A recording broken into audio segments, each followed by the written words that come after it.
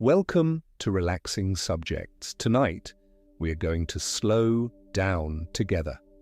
There is nowhere you need to be and nothing you need to do. You can put down whatever you have been carrying through the day. You can let your shoulders drop just a little, away from your ears. You can let the weight of your head sink into the pillow and let the pillow hold it the way it has held it 1,000 nights before. Tonight we are going to spend some time with one of the oldest and most misunderstood texts in the world. You may have heard of it. It is the book people call the Tibetan Book of the Dead. And by the end of our time together, you will understand it differently than almost everyone who has ever picked it up. Not as a manual about dying, but as something far gentler, something that turns out to be, of all things, a map for falling asleep. But before any of that, I want you to know that you do not need to know anything about Tibetan Buddhism to listen tonight. Nothing. You do not need to believe anything. You do not need to follow along or remember a single name or understand the philosophy. There will be unfamiliar words, and when they come, I will set each one down beside you gently, the way you might set a stone in your palm and turn it over so it stops being strange. There is nothing to figure out here. There is nowhere else to be. There is only this voice and the dark and your own slow breathing and the long quiet ahead of you. So before we begin, take a slow, deep breath. Let it fill you all the way down past your chest into your belly. And then let it go, slowly without forcing it, letting the air leave on its own the way a tide goes out. Wherever you are right now, or whatever city, whatever room, whatever hour glows on the clock beside you, let yourself settle in.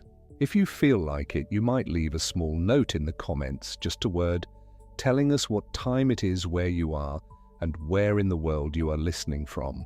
There is something quietly companionable in knowing that all across the dark side of the planet, others are lying down to the same words, drifting off under the same gentle voice. You are not doing this alone tonight.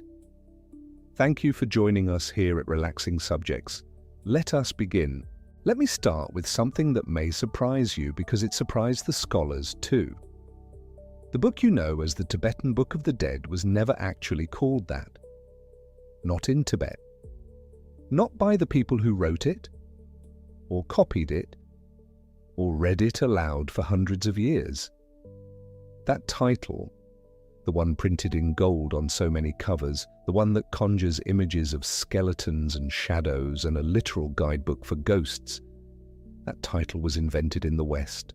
It was put there by an American editor named Walter Evans-Wentz for the very first English edition, published by Oxford University Press in the year 1927, and he chose those words on purpose.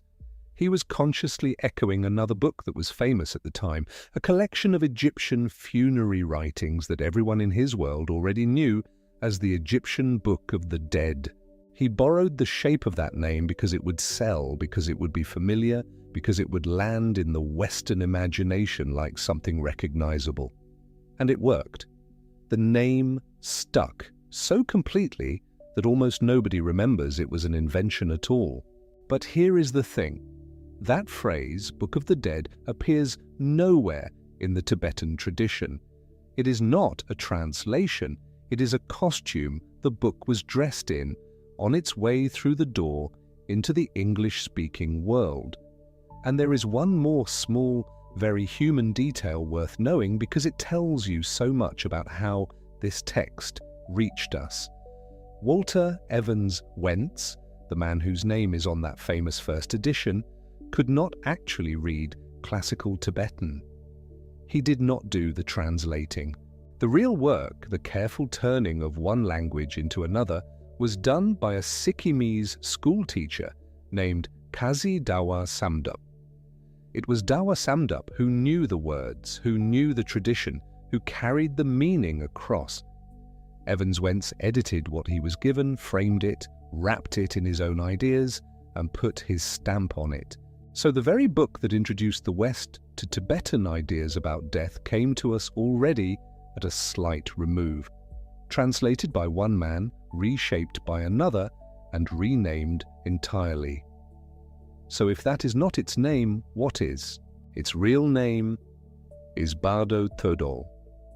Say it slowly to yourself, the way you might say the name of a quiet town you are passing through in the dark. Bardo Thödol. And what it means is something far more beautiful and far stranger than Book of the Dead. It means, roughly, liberation through hearing in the intermediate state. Some scholars render it as liberation through hearing during the intermediate state. Either way, you can already feel that this is a different kind of book than the one the title promised. Let me take that name apart for you gently, one piece at a time, because each piece is a small key. The first word is Bardo. You will hear it again and again tonight, so let it become familiar now, like a word in a lullaby. Bardo simply means an in-between state, a gap, a transition, a space between one thing and the next. Think of it as the threshold of a doorway, not the room you are leaving, not the room you are entering, but the moment of crossing, the space in between where you are neither here nor there. That is a bardo. The tradition uses it most famously for the in-between that is said to follow death and come before the next life, the gap between one existence and another. But, and hold on to this because it is the seed of everything we will discover tonight, a bardo is not only about death. There are bardos everywhere. There is a bardo in the space between sleeping and waking. There is a bardo every single time you cross from being awake into a dream. The next part of the name is thö, which means hearing. Simply that, listening. Sound entering you through the ear. And the last part is drol, which means liberation, freedom, release, the loosening of a knot, the setting down of a weight you have carried so long you forgot it was a weight at all. Put them together and the real name of this book tells you exactly what it is for. Liberation through hearing, in the in-between. Freedom that comes simply by listening in the gap between one thing and the next. And do you see why that matters, lying here in your own gap, your own in-between, on the threshold of sleep? The book is not asking you to do anything. It is not asking you to act, or strive, or achieve. It says liberation comes through hearing, through letting the words reach you, through listening the way you are listening now, with nothing required of you but to be here and let the sound come in.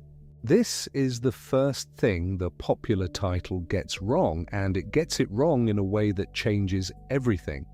We are taught to imagine this text as a kind of morbid catalogue, a list of demons, a spooky inventory of the underworld, a travel brochure for the recently deceased.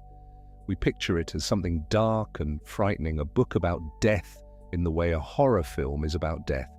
But it is not that, not really, not at its heart. At its heart, the Bardo Thödol is a recognition manual. Let me say that again because it is the whole reframe, the hinge on which our entire night turns. It is not a manual about death. It is a manual about recognition. It is a set of instructions, patient, repeated, endlessly, kind instructions, whispered to a consciousness that is passing through the in-between, telling it over and over the same essential thing. And that thing is this: everything you are about to meet, every terror, every radiance, every figure that rises up before you, glowing or terrifying, beautiful or monstrous, every single one of them is your own mind, projected outward, cast onto the dark like images thrown from a lamp onto a wall. And to recognize this, simply to recognize it, to see the projection for what it is. That recognition is itself the liberation. That is the freedom the title promises.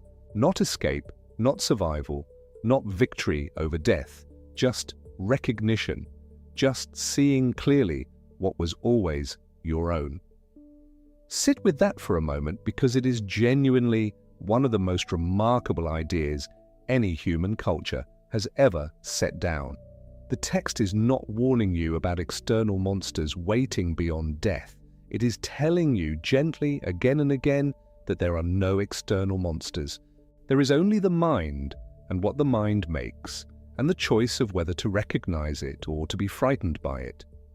The whole drama of the after-death journey, as the text describes it, is the drama of a mind meeting itself and not knowing it is looking in a mirror. And now, this is where it becomes so beautifully useful for you here tonight. Think about where else this happens. Think about where else you meet figures that feel utterly real, utterly outside of you, sometimes radiant and sometimes terrifying, that turn out, the moment you wake, to have been nothing but your own mind all along. You meet them in your dreams.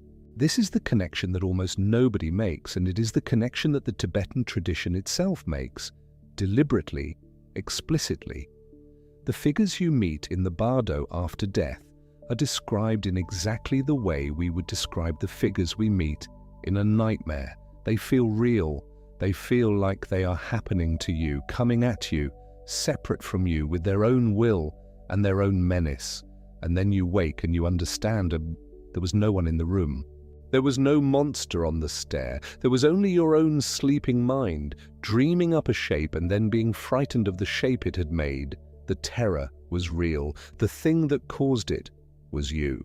The Bardo Thödol says that death is like this. It says the great luminous gods and the wrathful, fanged, fire-wreathed deities you are said to meet in the in-between are no more external, no more truly other than the figures in last night's dream. They are the mind's own contents, dressed up and walking around, and the only question, or the only question that matters, is whether you recognize them as your own. And so we arrive, very early in our journey, at the secret that makes a death text into a sleep text. Because if the after-death state is structurally like dreaming, if it is the mind meeting its own projections in a kind of vast and vivid dream, then crossing into sleep here tonight in this bed is itself a small rehearsal of that very crossing. The tradition even has a name for the dream bardo. It calls the bardo of dream milam. Yes, there is a specific word, milam, for the in-between you enter every single night when you cross from waking into the world behind your eyelids. And in this tradition, the dream is not wasted time. It is not nothing. It is treated as a rehearsal, a practice, a nightly, gentle, low-stakes version of the very same passage the Bardo Thödol describes for the dying. The mind, untethered from the world of the senses, generating images and meeting them, learning, if it can, to recognize them as its own. So when you slip into sleep tonight, and you will soon, the way you do every night, you're not simply switching off. You're crossing a threshold. You're entering a bardo, an in-between. The same kind of in-between the text was written to guide a person through.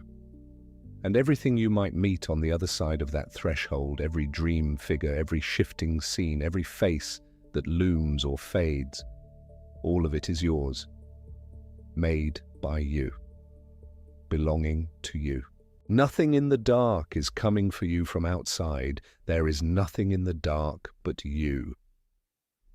Is that not a tender thing to know as you lie here? The text was written to be read aloud to people crossing the greatest threshold of all. And it turns out to be just as true for the small, soft threshold you cross every night. The instructions are the same. Do not be frightened by what you meet. Recognize it. It is your own mind. And in that recognition, let yourself rest. You do not have to do this perfectly. The text does not expect anyone to do it perfectly. In fact, as we will see, it assumes that most of us, untrained, will not manage it at all, will be startled and swept along by our own projections like leaves on a stream. And that is fine, that is human. There is no failing here tonight.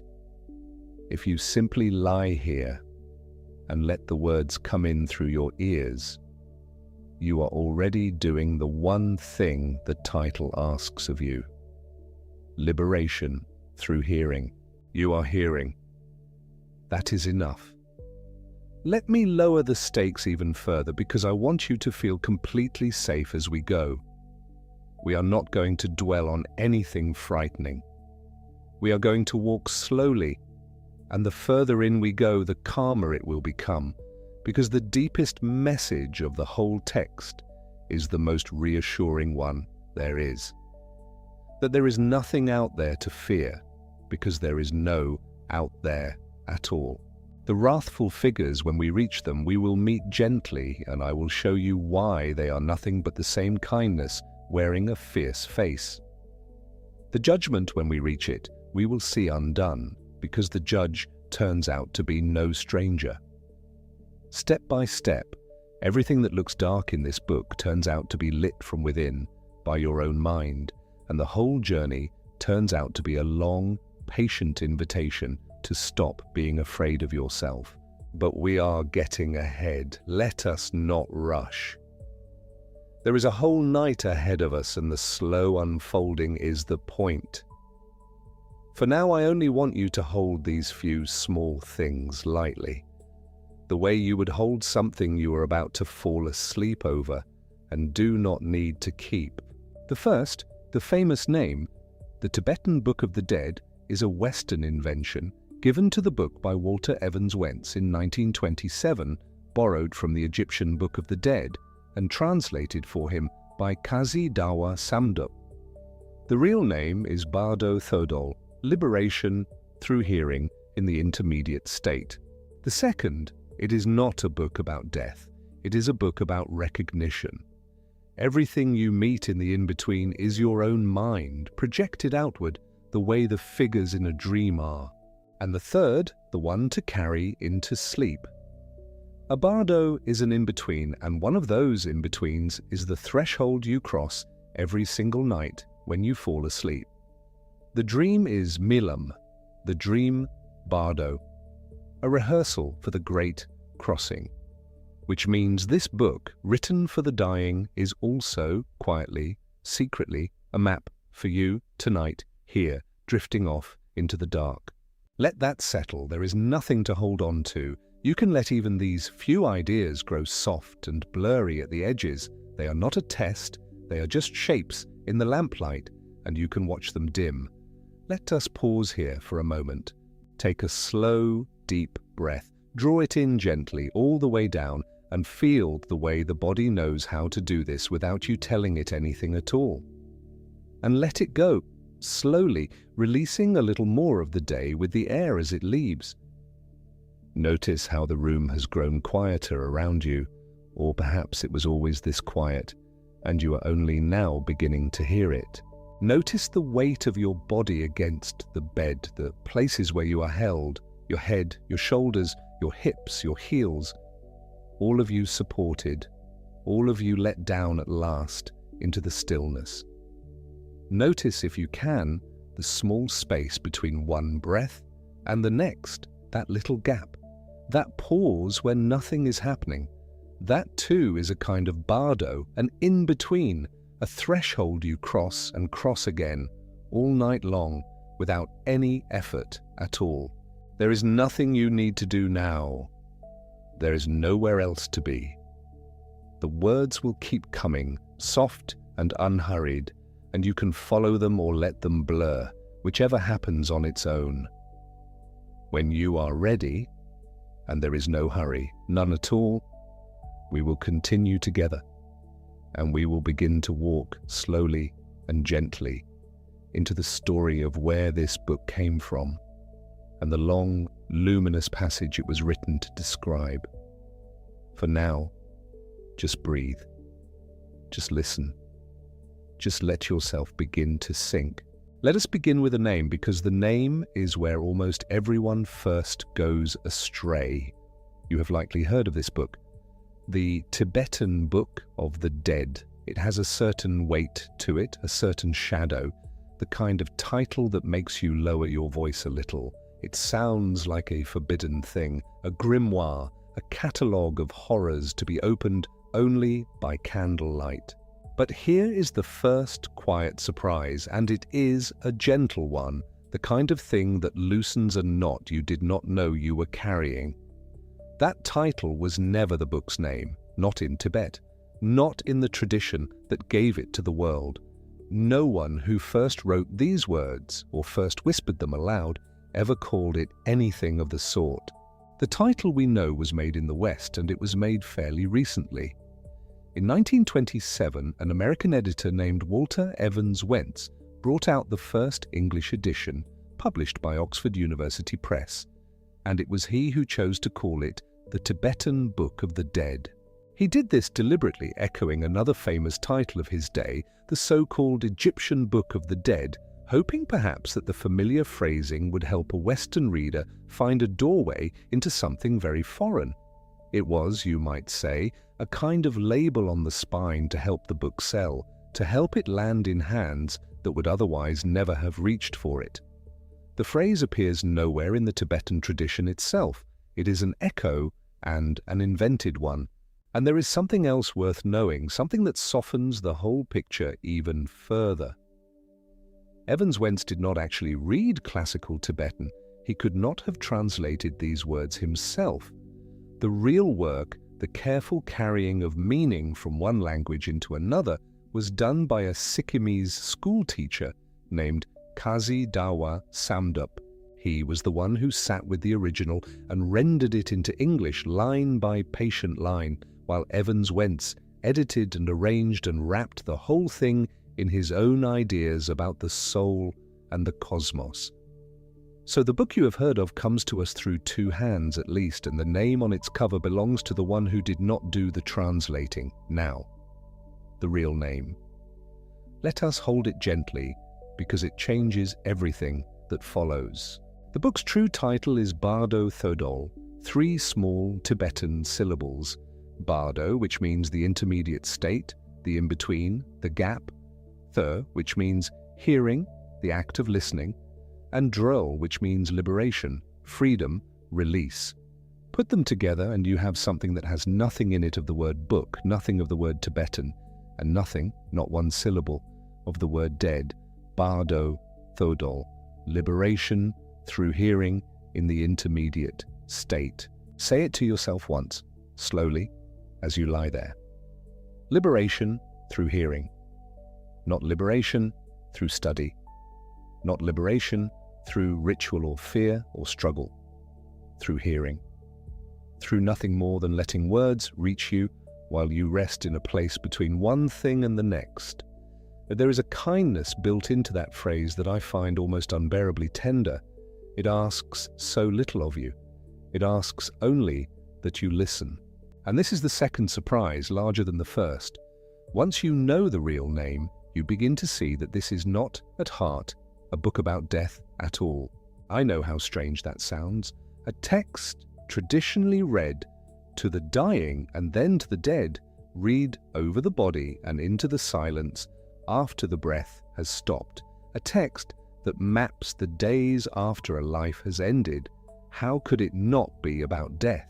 And yet, the most popular versions of it, the ones that drift through documentaries and bookshops, tend to present it as an exotic death manual, a spooky catalogue of demons, a literal travel guide for ghosts, a map of the afterlife the way a map shows roads and rivers, as if somewhere out there were a real landscape full of real monsters that the dead must learn to cross. This is a misreading, a gentle one, an understandable one, but a misreading all the same. Because the Bardo Thödol is not a map of an outer world. It is something far closer to home. It is a recognition manual, Let that word sit for a moment. Recognition. The whole purpose of the text, the thing it says over and over, the thing it returns to no matter what terror or radiance appears, is this single instruction, whispered again and again to a consciousness in transition. Whatever you are seeing is your own mind. The light that blinds you is your own mind. The wrathful figure that comes roaring towards you, the peaceful one that glows with unbearable beauty, all of it, every shape and color and sound, is your own mind projected outward. And to recognize this, simply to recognize it, is itself liberation. This is the heart of it. This is what the whole long passage is for, not to help you survive a haunted country, but to help you remember, in the one moment it matters most, that there is no haunted country. There is only the mind doing what the mind does, casting its contents outward as if they were real and separate and coming for you. And here is where you, lying in the dark, already know exactly what this means, because you have done this. You do it almost every night. Think of a nightmare. Think of the figures that chase you through a dream, the faceless thing at the end of the hall, the flood, the fall, the door that will not lock. While you are inside the dream, those things are utterly real. Your heart pounds. You run. You are certain in that moment that the danger is outside you, that it is something happening to you. And then you wake. And in the waking comes a kind of soft astonishment. There was nothing there. It was all you. The pursuer and the pursued, the dark hall and the one running down it, all of it spun from the same single sleeping mind. The terror was real. The monster was not. That, precisely that, is what the Bardo Thödol says about the figures of the after-death state. They are nightmare figures. They are the mind's own contents, dressed up and pushed out into what looks like a world. The peaceful deities, radiant and serene, and the wrathful deities, fierce and terrible, are not gods waiting in some other place to judge you or harm you. They are projections of the dreaming mind, exactly as the figures in your nightmares are. To fear them is to fear yourself. To recognize them as your own is to be free. And do you feel it now, the thing that turns this whole strange book toward you, toward your bed, toward this very hour? If the after-death state works like a dream, and a dream works like the after-death state, then the two are not so far apart. The tradition itself says as much plainly and without flinching. A bardo, an intermediate state, is not only the gap between one life and the next, it is also the gap you cross every single night when you fall asleep. This is not a metaphor I'm reaching for to make the book feel relevant. It is woven into the teaching itself. Tibetan Buddhism speaks of several bardos, not just the ones around death, and among them is the bardo of dream, called milam, and the bardo of meditation. The dissolving of the senses as you slip towards sleep, the way the room recedes and the body forgets itself, and thought loosens its grip, is described as structurally like the dissolving that happens at death.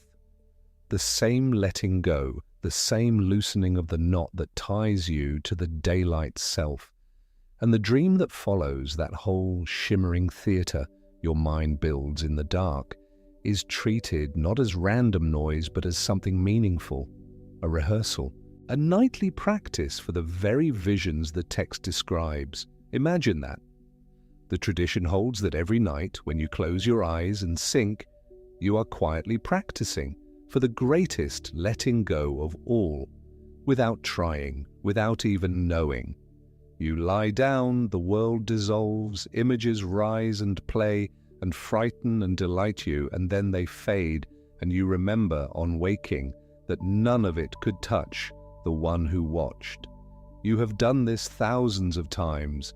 You will do it again tonight.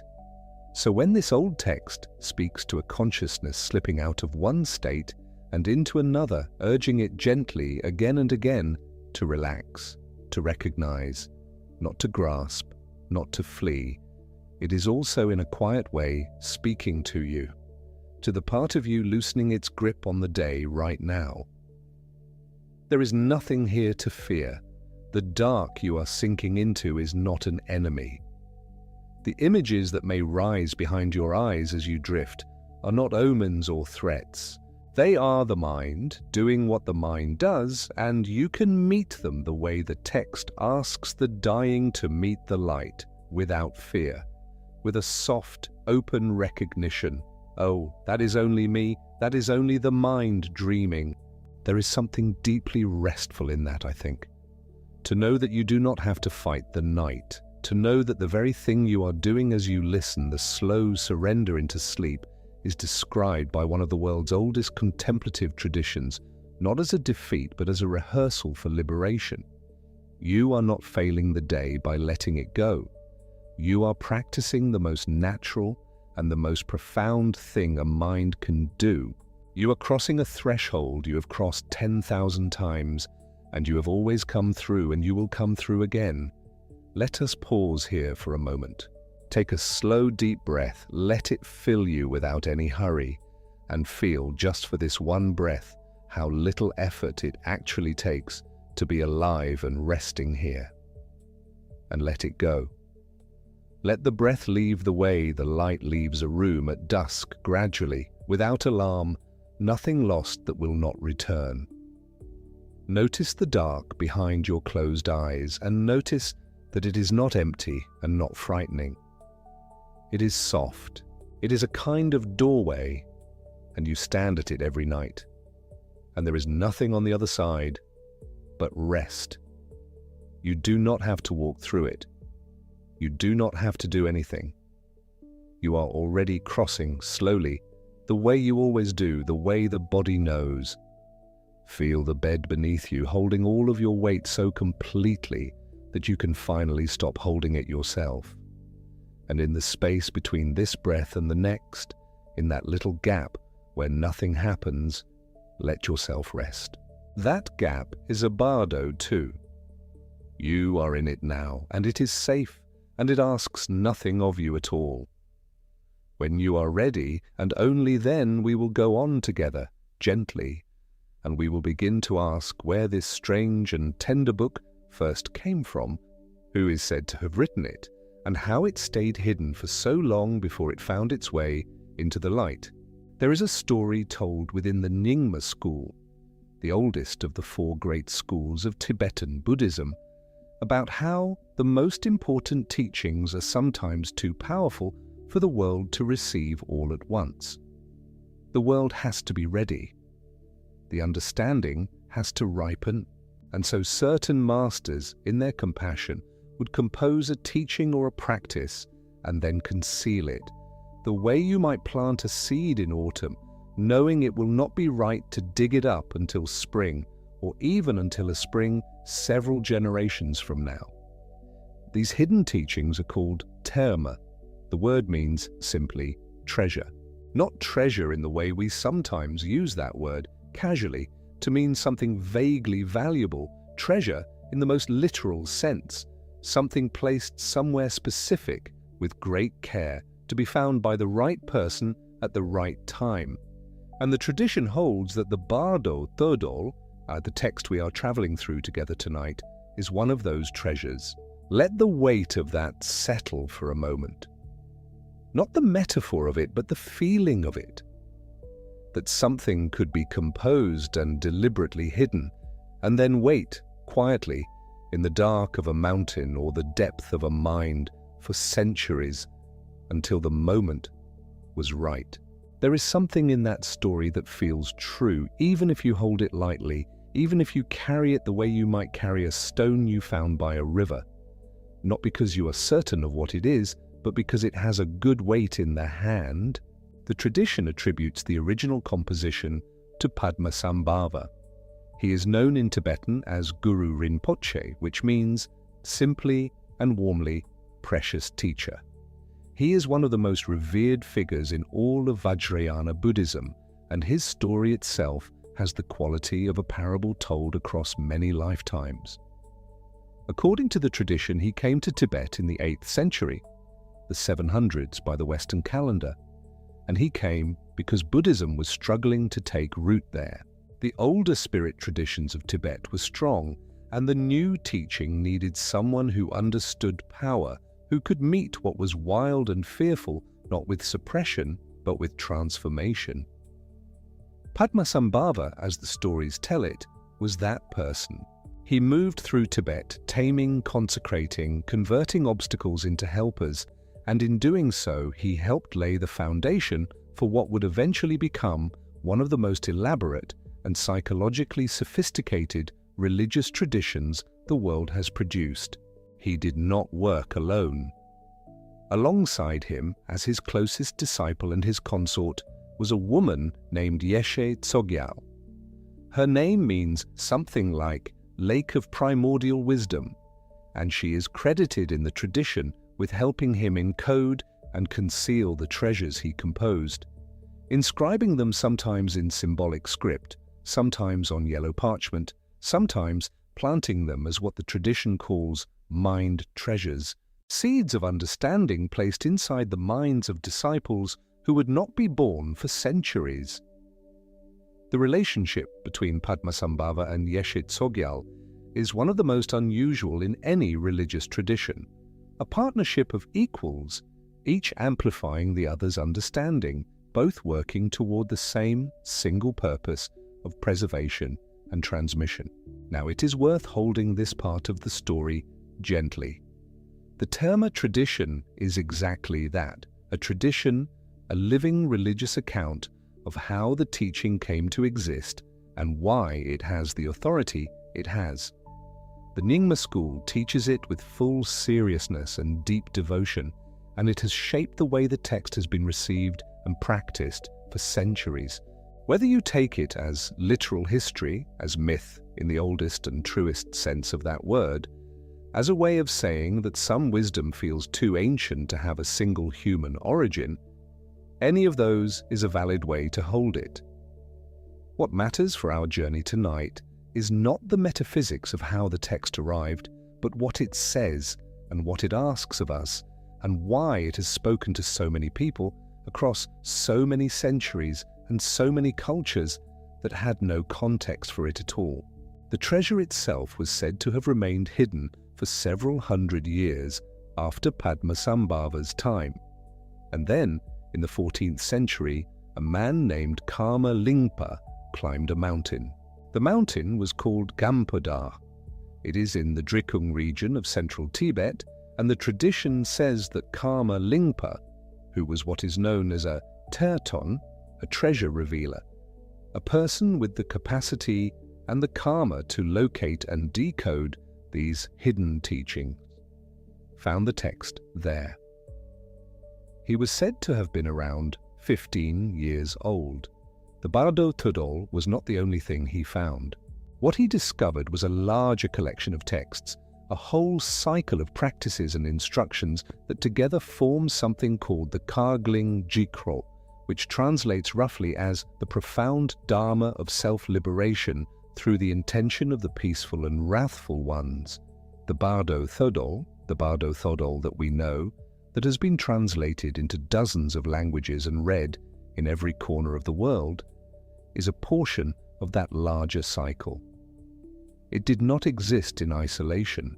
It was always part of a conversation, always embedded in a wider world of practice and understanding.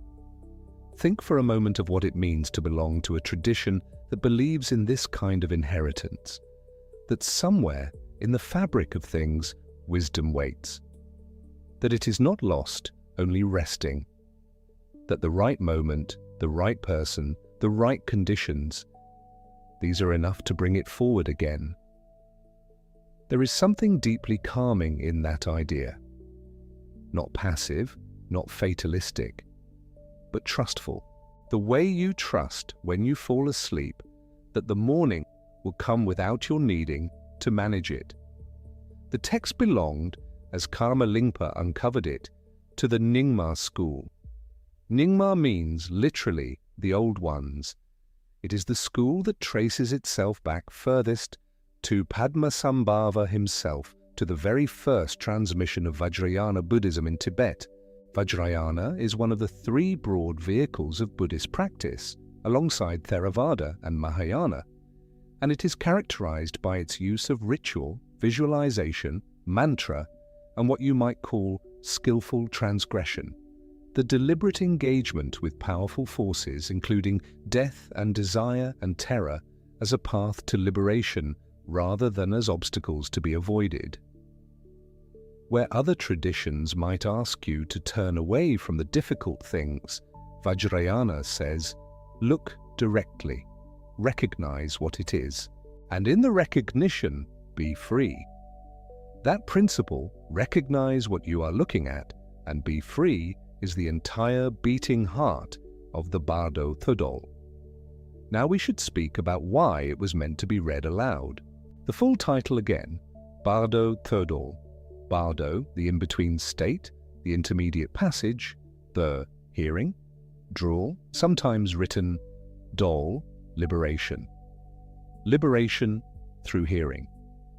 Not liberation through understanding, not through practicing for decades, not through accumulating merit over lifetimes, though all of those things have their place in the tradition, but specifically, urgently, tenderly, liberation through what you hear at the very moment you can no longer do anything else. Liberation through what is whispered to you in the dark. This is remarkable. And it is the reason the text was composed in exactly the form it has.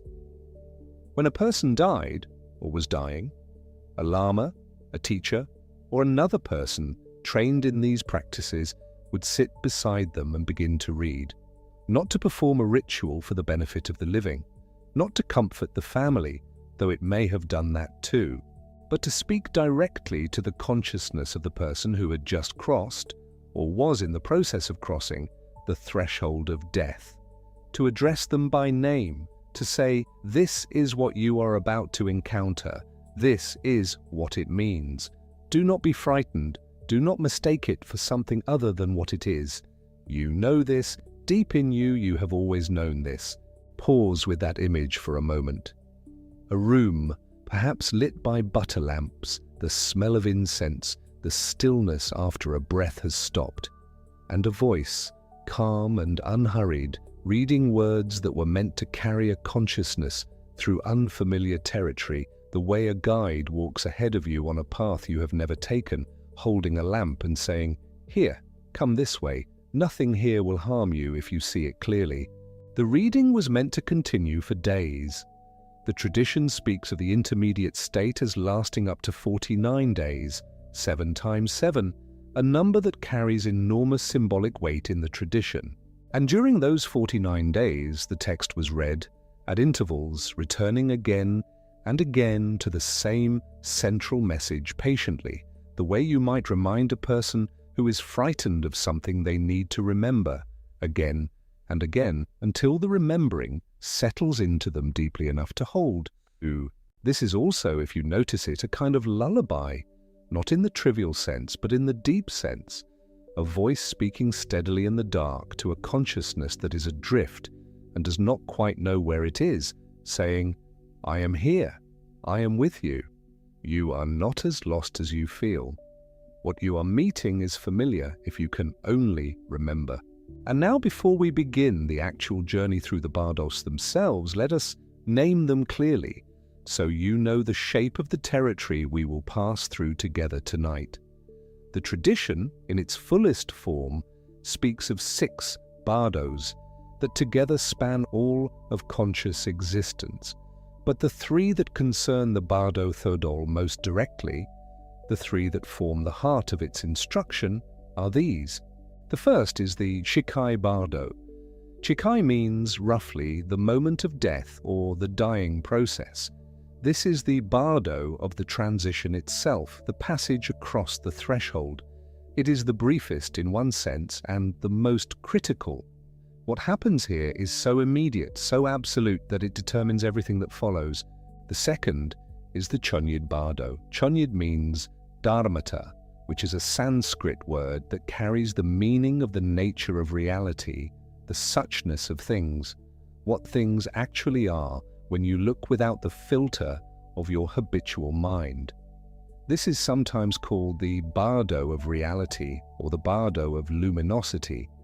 It is the longest stage in terms of the number of visions that arise, and it is where the peaceful and wrathful deities appear, day by day, in their elaborate and startling forms. The third is the sidpa bardo. Sidpa means becoming or seeking rebirth. This is the stage in which a consciousness that has not yet achieved liberation begins to move toward a new life, drawn by the currents of its own karma, the way a leaf is drawn by the current of a stream.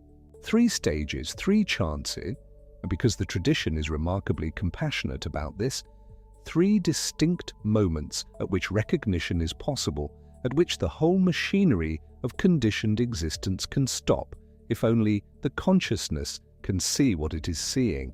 And the first of these, the chikhai bardo, the moment of death, is the most extraordinary. Let us move toward it together, slowly, with no hurry. You are lying down. The room is quiet. You are already beginning to let go of the day in the same small ways you do every night. And that process and this one are not as different as they might seem. Keep that in the back of your awareness as we go. The text describes the process of dying as a dissolution. The elements of the body, earth, water, fire, air, withdraw one by one like a tide going out, and each withdrawal is accompanied by a distinctive inner experience. The solidity of the body loosens, the moisture that keeps the body vital seems to recede, the warmth draws inward toward the heart, the breath becomes shallow and then, eventually, ceases. Outwardly, this is death. But inwardly, according to the Bardo Thödol, something extraordinary is beginning. As the gross consciousnesses, the seeing, the hearing, the tasting, the touching, the thinking, dissolve and withdraw, what remains is something the text calls the ground luminosity. In Tibetan, it is ösol. You might translate it as clear light, or as luminosity, or as the radiance that was always there beneath everything but was obscured by the constant traffic of ordinary experience, the way the sky is always there behind the clouds, whether or not you can see it. Imagine you have been living in a room where the radio has been playing for as long as you can remember. Every day, from the moment you wake, there is music or talk or static, sound filling every corner of awareness. And then one day, without warning, the radio stops. And in the silence, you hear something you could not hear before. Not because it was absent, but because the sound was covering it. The silence was always there. You simply could not find it. The clear light, the ösol, is like that. The text says that at the moment of death, this fundamental luminosity rises to meet the dying person the way the sun rises, not gradually, not gently, suddenly completely vast as a cloudless sky. And it is not alien. It is not other. It is, the text says, the very nature of the dying person's own mind, unobstructed for the first time. This is the supreme moment. This is the chance that the whole text has been building toward, because if the dying person can recognize this luminosity, can look at it and say, not in words, but in the deepest way possible, yes, this is what I am, this is what I have always been, then liberation occurs, not somewhere else, not later, here, now, in this very moment of absolute dissolution, there is the possibility of absolute freedom. The instruction the Lama reads at this moment is direct. It says, "O nobly born, now the clear light of reality itself dawns upon you. Recognize it. Your own awareness, empty and naked, is itself the very reality. The Dharmakaya, the fundamental truth body, vast, open, luminous. Recognize it. Do not wander. Do not be distracted. Do not be afraid. Dharmakaya is another Sanskrit term, and it is worth pausing on it. Kaya means body, and Dharma here means reality or truth. The Dharmakaya then is not a physical body, but the body of truth. The way reality actually is when it is not filtered through the distortions of fear and desire and habit. The text is saying, at the very moment of death, to the person who is crossing, you are looking at reality with no filter, perhaps for the first time. Do not look away. Most people, the text says gently, do look away, not out of stupidity, not out of weakness, but out of habit. The mind has spent a lifetime reaching for what is pleasant and retreating from what is threatening, and a vast blaze of luminosity is deeply, profoundly unfamiliar.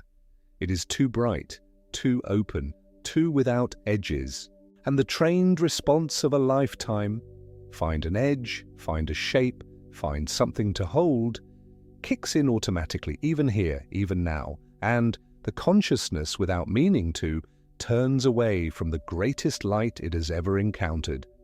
There is something in this that most of us can recognize without having died. You have had moments, perhaps very few, perhaps just glimpses, when something opened in you that felt too wide to stay in. A moment of pure beauty, or of grief so complete it became strangely peaceful, or of silence so deep it seemed to hum. And something in you, something anxious and habitual, closed just slightly, just enough to make it manageable, to bring it back down to a size the ordinary mind could carry. The Bardo Thödol is saying that this is the central challenge of existence, and that it meets us most nakedly at the moment of death. The light is always there, the recognition is always possible, but the habit of looking away is strong, and the teaching is this. You can practice letting that habit loosen now while there is still time, while the pressure is less absolute. Every night, in fact, every time you let the day dissolve and stop grasping for what comes next, you are doing a small version of what the text is asking. This is why the text was written the way it was, read aloud, spoken directly to the dying person's name, returned to again and again. Because recognition, once missed, is still possible in the stages that follow. The compassion of the Bardo Thödol is that it never says, you have failed, the moment is gone. It says, here is another chance, and another. The door does not close instantly, it closes slowly over 49 days, and all along the way the reading continues and the invitation is renewed. Let us sit with this for a moment before we go further. You are here, lying in the dark, and everything that was pressing on you earlier today has grown very quiet. The chores and the conversations and the worry and the small bright screens, they are receding the way the ground recedes when you are very high up, gently, without drama, and from this height you can see that they are smaller than they seemed. This is the beginning of what the text is describing.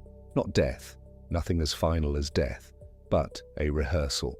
A nightly crossing of a smaller threshold that has the same shape, the same architecture, the same fundamental invitation. The senses are already withdrawing just slightly. The sounds of the room have become background. Your body is growing heavy and still. If you tried right now to remember exactly what you were anxious about 3 hours ago, you might find that it has the quality of something seen through water, present but not pressing. This is the dissolution the text speaks of. Small, safe, temporary, but real. The clear light is not dramatic. This is perhaps the most important thing to say about it. It is not a blaze of revelation, not a thundercrack of awakening. The tradition describes it as more like coming home to a room you had forgotten you had. Quiet, familiar, utterly without threat. It is the mind's own nature, undecorated. Everything you needed and nothing extra. The instruction the text gives for this night, for this moment, is this. Do not try to hold on to what is dissolving. Do not try to manage the crossing.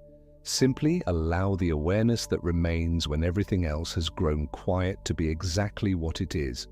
Open, unheld, without effort. You do not need to call it anything. You do not need to achieve anything. The recognition does not require a grand gesture.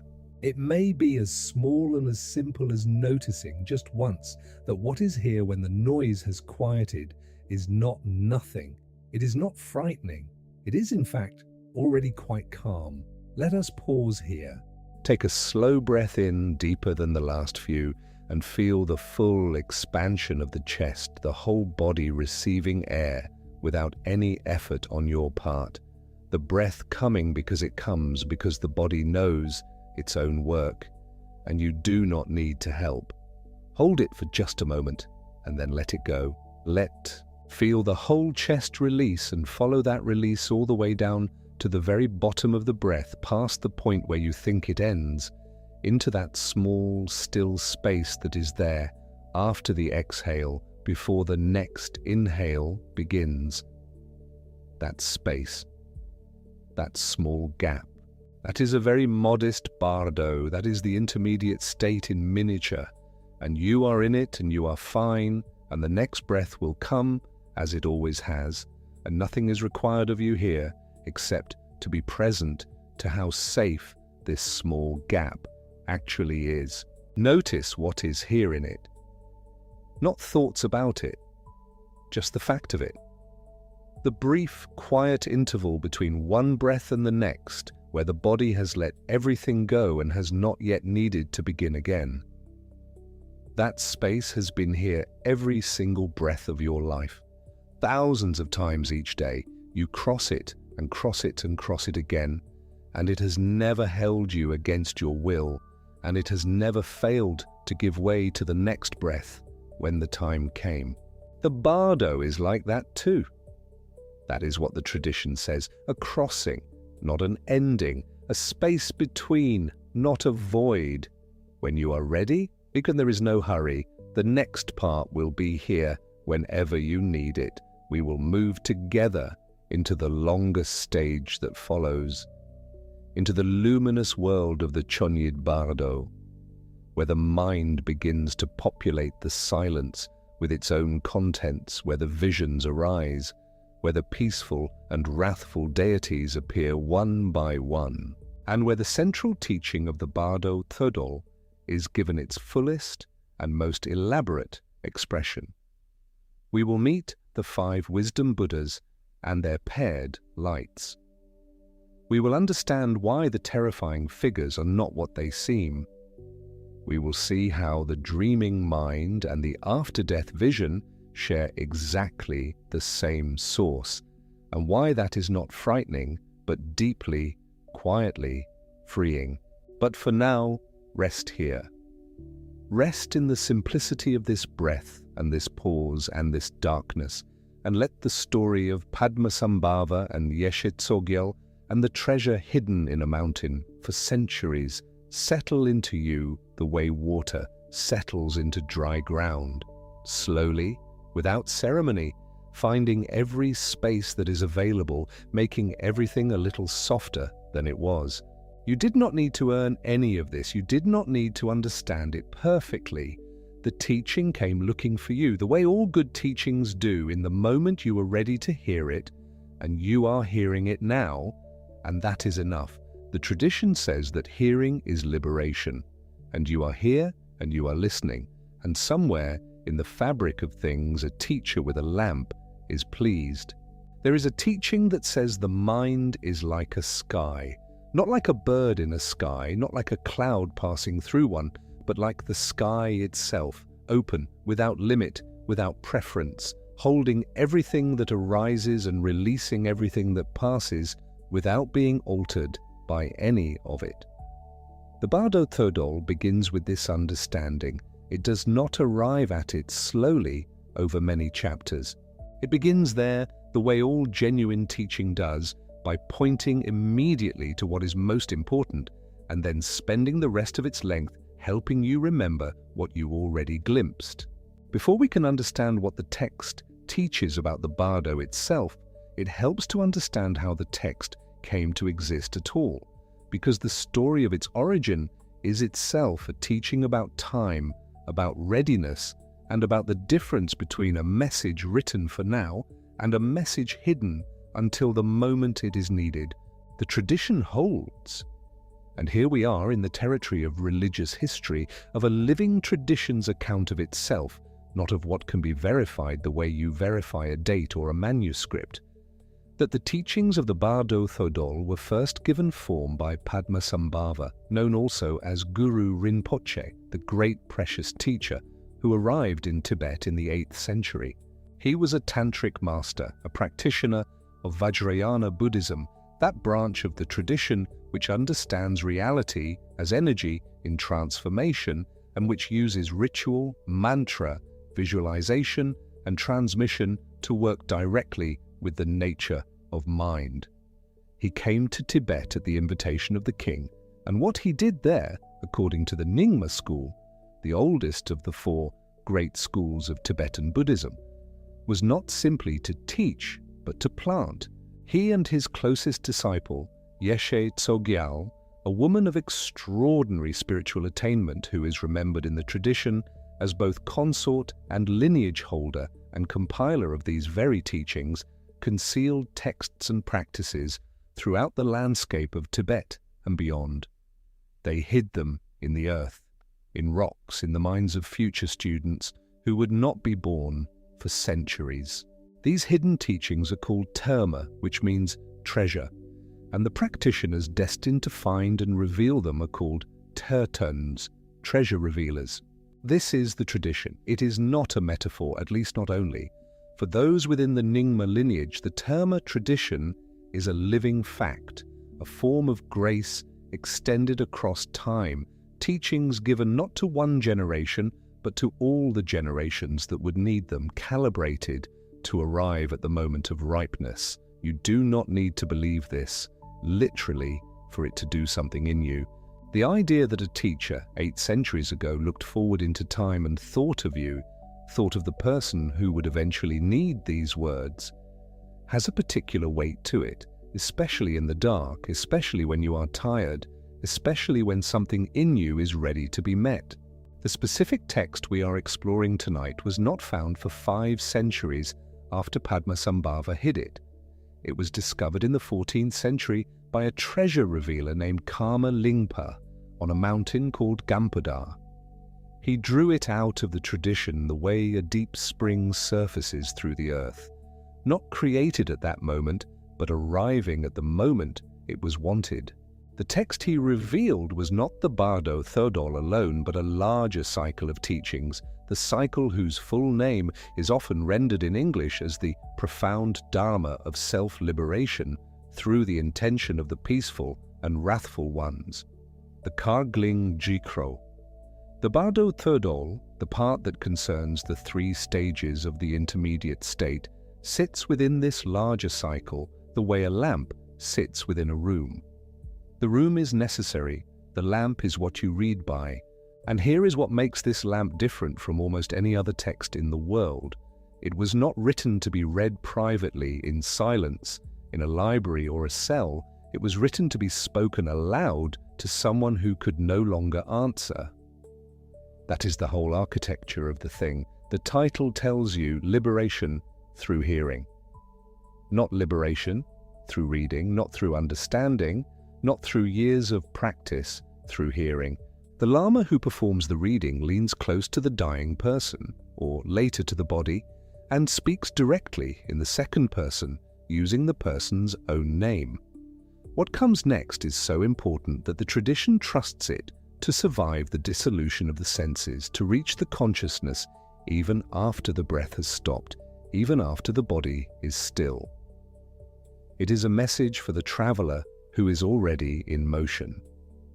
This is what it is read to them, and to us, tonight. The journey the text describes moves through 3 stages, 3 bardos, each one a different quality of the space between death and rebirth. The Tibetan word bardo simply means in between, an intermediate state, a threshold. The first is the chikhai bardo, the bardo of the moment of dying. The second is the chönyid bardo, the bardo of dharmata, of the nature of reality, where the visions unfold. The third is the sidpa bardo, the bardo of becoming, where the consciousness seeks a new birth. These 3 form the spine of the journey, and the text narrates each one as though it is happening to the listener right now, as though the words themselves are the guide walking alongside the one who has just crossed. Let us settle into the first of these. The chikhai bardo. The text says that at the very moment of death, at the moment the breath releases its final hold and the senses draw inward one by one, the way light leaves a room when the lamp is turned down, something appears. It does not need to be searched for. It does not need to be earned. It is already there, the way the sky is already there before you look up. The teachings call it the clear light, or sometimes the ground luminosity. In Tibetan, usul. It is described as the fundamental nature of mind itself, not an experience the mind has, but what the mind actually is beneath all its contents, all its movements, all its grasping and releasing. It is awareness without an object, openness without a center. The tradition reaches for the image of a cloudless sky, not a sky on a beautiful morning with a few white clouds drifting through, but a sky that has no clouds at all, no horizon, no sense of above or below.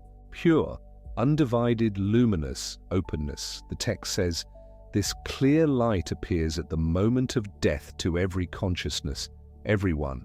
It does not appear only to practitioners, only to the virtuous, only to those who prepared. It appears to everyone the way dawn comes, whether or not you have been waiting for it. The question the Bardo Thödol asks is not whether it appears. The question is whether you recognize it. And here the teaching turns honest in a way that is somehow both humbling and kind. Most beings, untrained, do not recognize it. They look away. Not through any fault, not through any failure of character, but because the mind that has spent a lifetime identifying with thoughts and sensations and preferences and fears does not know how to recognize itself when all of that falls away. The clear light has no edges, it makes no demands, it asks for nothing. And a mind accustomed to edges, to demands, to the constant friction of wanting and avoiding finds itself disoriented in that openness and moves on, the way you might step into a very quiet room and, unnerved by the silence, immediately turn on a sound to fill it. The text speaks to this directly, gently, without judgment. It says, recognize this. It says, do not be afraid of the openness. It says, this light is your own nature, not something outside you, not something you must approach carefully or prove yourself worthy of. The cloudless sky is what you are. The recognition is liberation. The failure to recognize is the beginning of the longer journey. And now consider, because the text invites this, and because you are lying in the dark and the day is behind you, what it means to let the lights of the day dissolve. You have done something like this already tonight. The sounds of the world have grown quieter. The sense of your own body has softened. The thoughts that felt urgent this morning have begun to loosen their grip, one by one, the way a hand relaxes when sleep begins to arrive. The text says that dying feels like this, that the senses withdrawing at death and the senses quieting at sleep are structurally the same movement. You are not dying tonight, but you are practicing. Every night you practice. Every night, you release a little the accumulated weight of being a particular person in a particular life. And you pass briefly through something that the tradition recognizes as akin to the first bardo, a threshold, a clearing, a moment before the dreaming begins. What would it mean to meet that moment tonight without turning away? Not to search for it, not to manufacture it, but simply to let the day dissolve as it is already dissolving, the sounds, the sensations, the thoughts, the plans, and to rest in what remains when all of that grows quiet? The text says, what remains is the sky. Not an empty sky, not a cold one. A luminous one. Already here. Already yours. You do not need to call it by any name. You do not need to understand Vajrayana to let your body grow heavy and your breathing slow and the day release its hold on you. The teaching is doing what it was always meant to do. It is traveling across 15 centuries of hiding and finding, across mountains and translations and long nights in many languages, and it is arriving here, in this room, in this moment, at exactly the hour it was needed. Let us pause here for a little while. Take a slow, deep breath. Let the exhale be longer than the inhale, unhurried, like water finding its own level. Notice, if you can, the quality of the silence behind the sounds, the stillness behind the movement, the open space in which this moment is resting.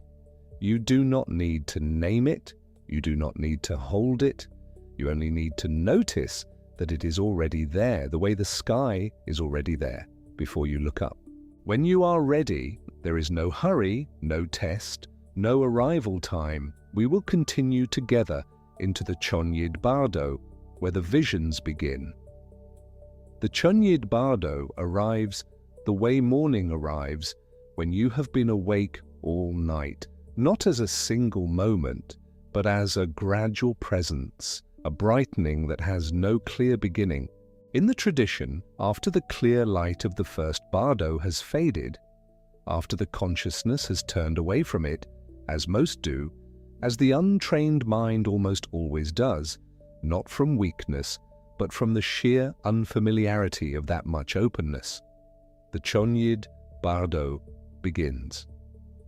And in the chönyid bardo, the mind that could not rest in its own nature begins instead to generate its contents.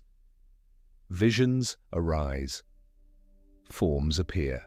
And what the Bardo Thödol does with a patience that is almost like tenderness is walk you through every single one of them and say the same thing again and again in different forms. You have seen this before. This is yours. This is you. Let us enter that slowly. The name itself is worth sitting with for a moment. Chönyid. It is sometimes translated as dharmata, a word that means, roughly, the nature of things as they actually are, the suchness of reality before the mind adds its interpretations. The chönyid bardo is the bardo of that suchness. It is the space in which reality, stripped of the ordinary mind's filtering and categorizing, begins to show itself in its raw, luminous nature. And because the untrained mind does not know how to hold that kind of nakedness, it translates it into forms it recognizes, into faces, into light, into sound, into figures approaching from the dark or from the brightness. The tradition says these figures are beautiful and terrifying in equal measure, and that both the beauty and the terror are coming from the same place. From you. The first to appear in the sequence the Bardo Thödol describes are the peaceful deities, and at the center of the peaceful deities sits a figure named Vairochana. Vairochana. Say the name slowly if you like. It has a quality of spaciousness in it, a wide sound. He is the first of the 5 dhyani Buddhas, sometimes called the 5 wisdom Buddhas or the 5 Tathagatas, 5 aspects of enlightened awareness. each one a different face of the same awakened mind, arrayed like the 5 directions of a compass, plus the center point where the compass stands. Vairochana is that center. He appears in the tradition as white, the color of space itself, of light before it is broken into colors.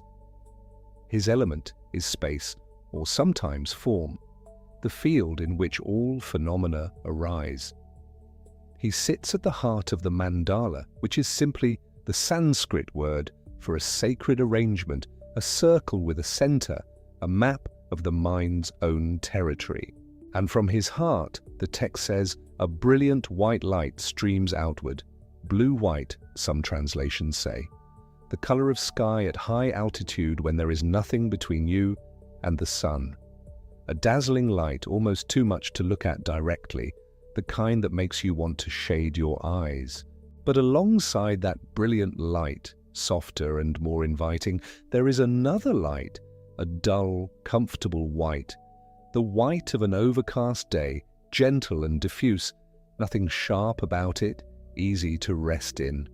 The text calls this the soft light of the realm of the gods, the Deva realm. And it says that the untrained consciousness, dazzled by Vairochana's brilliance and comforted by the softness of the other light, will naturally want to move toward the softer one. It feels safer. It asks less of you. The instruction in the Bardo Thödol is this: move toward the brilliant light.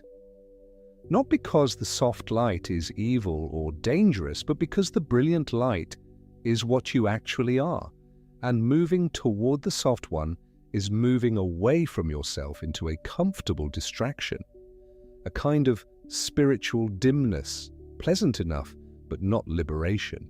This is worth pausing over because it is a teaching that reaches past the Bardo and into every room you have ever sat in at the end of a long day. There is always a brilliant light and a soft light. The brilliant one is the real thing, the full presence, the actual feeling, the moment seen as it is. The soft one is the comfortable almost thing, the half attention, the substitution. We almost always move toward the soft light. The practice, the text is saying, is to train yourself in small moments to move toward the brilliant one. Not the overwhelming one, not the painful one, the true one. But let us not get ahead of ourselves. Vairochana is only the beginning. To the east, and here east, is not a direction on a physical map, but a position within the geography of the mind's own mandala, sits the second of the 5 wisdom Buddhas. His name in its most common form is Akshobhya, though in some versions of the Bardo Thödol he is named Vajrasattva, which means something like diamond being or thunderbolt essence, a being of absolute indestructibility and purity. He appears in a deep blue, the blue of deep water or of a winter sky at midnight, the color of the element water, which mirrors and reflects without grasping. From his heart comes a second brilliant light. This one is also blue, but a blue of striking intensity, a sapphire blue, mirror-like, in some traditions called the wisdom of the mirror-like quality of mind, the awareness that reflects all phenomena without distortion, without adding or subtracting, without preference or aversion. The sky reflected in still water, showing the sky exactly as it is. And alongside it again, a softer light, this one grey-blue, the dull light of the hell realms, the color of anger and resistance, the color of a sky that has sealed itself against the light. The text says the mind in its untrained state will flinch from the brilliant blue and slide toward the dull grey because the mirror wisdom is confronting. It shows you yourself without flattery, and anger is sometimes how we respond to being seen clearly. The instruction is the same: move toward the brilliant, let yourself be reflected honestly. To the south sits Padmasambhava. His name contains the word for jewel. Ratna, and he is yellow, the golden yellow of ripe grain and afternoon sunlight, the color of the earth element, of richness and generosity. The wisdom he embodies is sometimes called the wisdom of equality, the recognition that all phenomena are equally the display of awareness, that nothing is more or less worthy of attention, that the universe withholds nothing from its own nature. His light is a warm, dense gold. Alongside it, the dull yellow of the human realm's seductive pull, the realm of desire and grasping, the light that says there is something out there worth chasing if you move toward it. And the instruction again, stay with the gold, the brilliant one, the wisdom that needs nothing because it already contains everything. To the west sits Amitabha. He is the one whose name you may have encountered even outside this tradition. Amitabha means boundless light or infinite radiance, and he is the Buddha of the Western Pure Land, Sukhavati, a realm of ease and clarity that practitioners in various Buddhist traditions take as a focus of devotion and aspiration.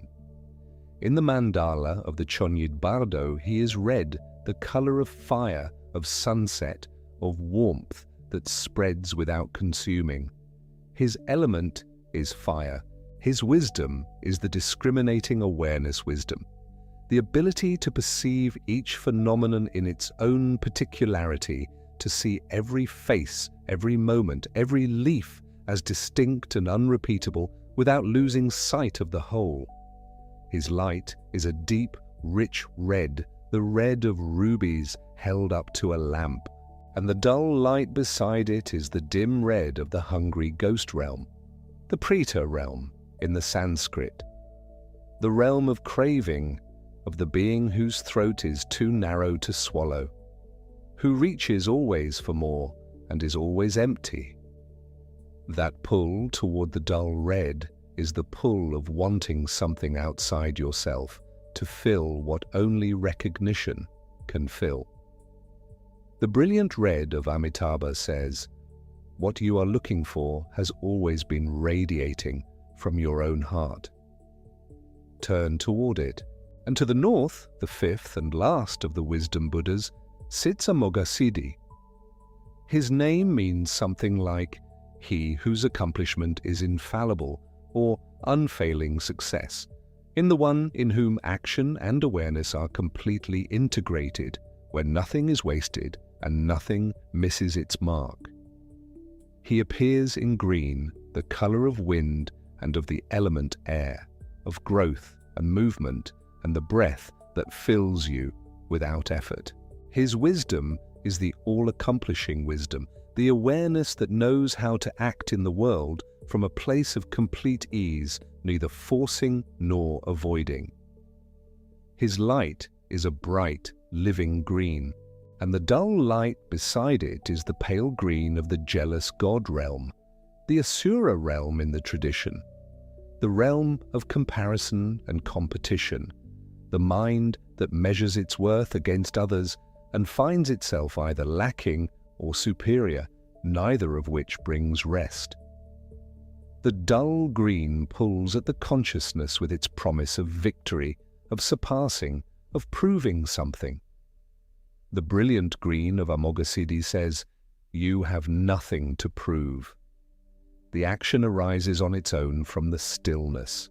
5 Buddhas, 5 lights, 5 wisdoms, arranged around a center like a hand around its palm, and the teaching running through all of them is the same teaching running through the whole of the Bardo Thödol. The teaching, the text, returns to the way a river returns to its channel after a flood. What you are seeing is your own mind. The 5 wisdoms, the mirror-like, the equalizing, the discriminating, the all-accomplishing, and the wisdom of the Dharmadhatu, the space that holds them all, are not exotic qualities belonging to remote celestial beings. They are the natural qualities of an unobstructed mind. They are what your own awareness is when it is not contracted by fear or grasping or the urgent need to be something other than what it already is. The brilliance of the lights is your own brilliance. The dull lights are where the mind goes when it cannot bear to know that. Let us stay with that for a moment, not as an abstract teaching, but as something that might, if you let it, land quietly in whatever room you are resting in tonight. There is a light in you that is not comfortable, not the easy, diffuse, going through the motions light of a familiar routine, not the dim comfort of distraction, a brilliant light, the kind that shows things as they actually are, your own kindness and your own fear, your own longing and your own resistance, all of it reflected clearly in the mirror that Akshobhya holds. Most days, most lives, we move toward the soft lights without knowing we are doing it. We reach for the familiar, the manageable, the quiet numbing of things that do not ask too much of us. The Bardo teaching is not a judgment about this. It is simply an observation, offered with enormous patience. There is a brighter option. You can turn toward it. And if you do not turn toward it in this vision, there will be another vision and another, and the teaching will keep arriving. The text keeps arriving. That is what it does. Now the peaceful deities are 42 in all. Vairochana and the 4 wisdom Buddhas form the inner circle, and around them arise the remaining peaceful ones, consorts, bodhisattvas, door guardians, offering goddesses, a full and intricate company, each carrying its own quality of awakened awareness, each radiating its own brilliance, each paired with its own dull reflection. The Bardo Thödol walks through them one by one in the original texts, calling to the consciousness by name, reminding it again and again, this is your own energy, this is your mind. Do not be dazzled into forgetting, do not flee. 42 peaceful deities over the first 7 symbolic days of the chönyid Bardo. And then the wrathful ones begin. This is the moment in the text that has most frightened Western readers, and it is worth understanding why the tradition includes them, because the inclusion is not an accident, and it is not cruelty. The wrathful deities, the 58 of them, the herukas and the dakinis and the animal-headed furies described in the text, appear because the peaceful ones were not recognized. The consciousness, having flinched from the brilliant lights and moved toward the dull ones, having failed again and again to recognize the peaceful deities as its own nature, is now presented with the same essential nature in a different form. And that form is fierce. Imagine the way a very still person looks when they stop being patient, not angry, that is not quite the right word, but suddenly fully present in a way that cannot be looked away from. The softness is still there, but it is not soft in the way it used to be. It has form and force, and it is not offering you the gentle version anymore. The herukas, the wrathful forms of the wisdom Buddhas, appear in the texts as enormous, blood-drinking, skull-crowned figures surrounded by flame and sound. They appear with animal heads, with multiple arms carrying weapons and ritual implements, their eyes wide, their expressions beyond anything a human face normally shows. They fill the space of the vision. They are, as the tradition says, overwhelming. And the Bardo Thödol says, clearly, and without qualification, these are the peaceful deities in changed aspect. Not different beings, not enemies, not punishments. Vairochana's white brilliance, the same as before, but now blazing with heat rather than calm. Akshobhya's mirror wisdom, the same reflection, but now showing the face you have been refusing to meet. Padmasambhava's equanimity, the same ease, but now without the patience that waited for you to accept it at your own speed. They are the same energies, the same wisdoms, and the text says the same thing about them that it said about the peaceful ones. This is your own true nature. This is your mind. Do not run. And it adds, This is perhaps the most remarkable line in the whole text, that the terror the consciousness feels when it sees these figures is the terror it would feel looking at its own face in a mirror if it had forgotten that it had a face. The wrathful deities are terrifying the way a nightmare is terrifying, not because they are real threats from outside, but because they are the mind's own contents, and the mind, not recognizing them, has no way to hold them except with fear. This is why the text compares the bardo to dreaming. This is why the tradition treats dream yoga, the conscious practice of working with the dream state, called milam, as one of the essential preparations for what the Bardo Thödol describes. Because in a dream you have already met versions of this experience. You have already stood in front of something enormous and been terrified, and somewhere inside you, you may have had the thought that the tradition calls this lucidity, I am dreaming. And in that moment, the enormous thing did not stop being enormous, but it changed. Because you changed. Because recognition changes everything. The Dakinis, those 58 who appear with the wrathful deities, are not monsters either.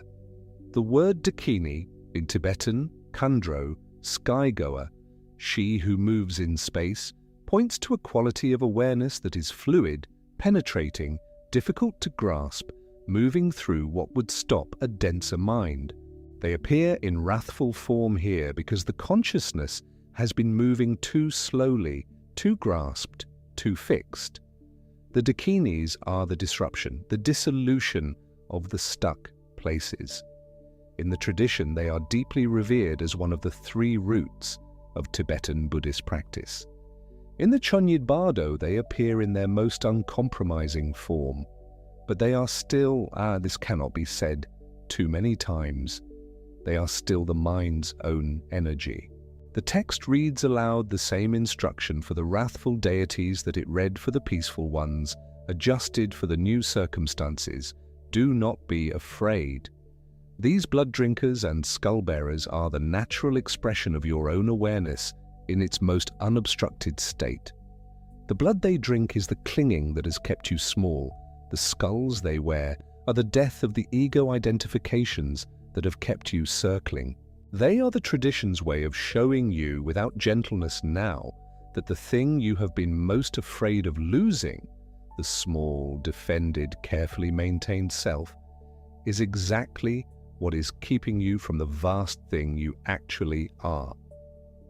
Let that land slowly, if it can, because this is not in the end a teaching about dying. It is a teaching about what happens in any moment when the mind is stripped of its familiar anchors, its roles, its routines, its certainties about who it is and what it deserves and what it is afraid of, and stands in the open, in the bardo, in the in-between place where everything it used to hold on to has become transparent.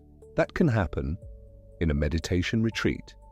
It can happen in the sudden stillness after a long grief. It can happen in the moment between waking and sleep, when the day's identities have not yet assembled themselves and the night has not yet given you a dream to inhabit. A bardo, an intermediate state. And the question the Bardo Thödol is always asking is the same question. In that in-between space, do you recognize what you are?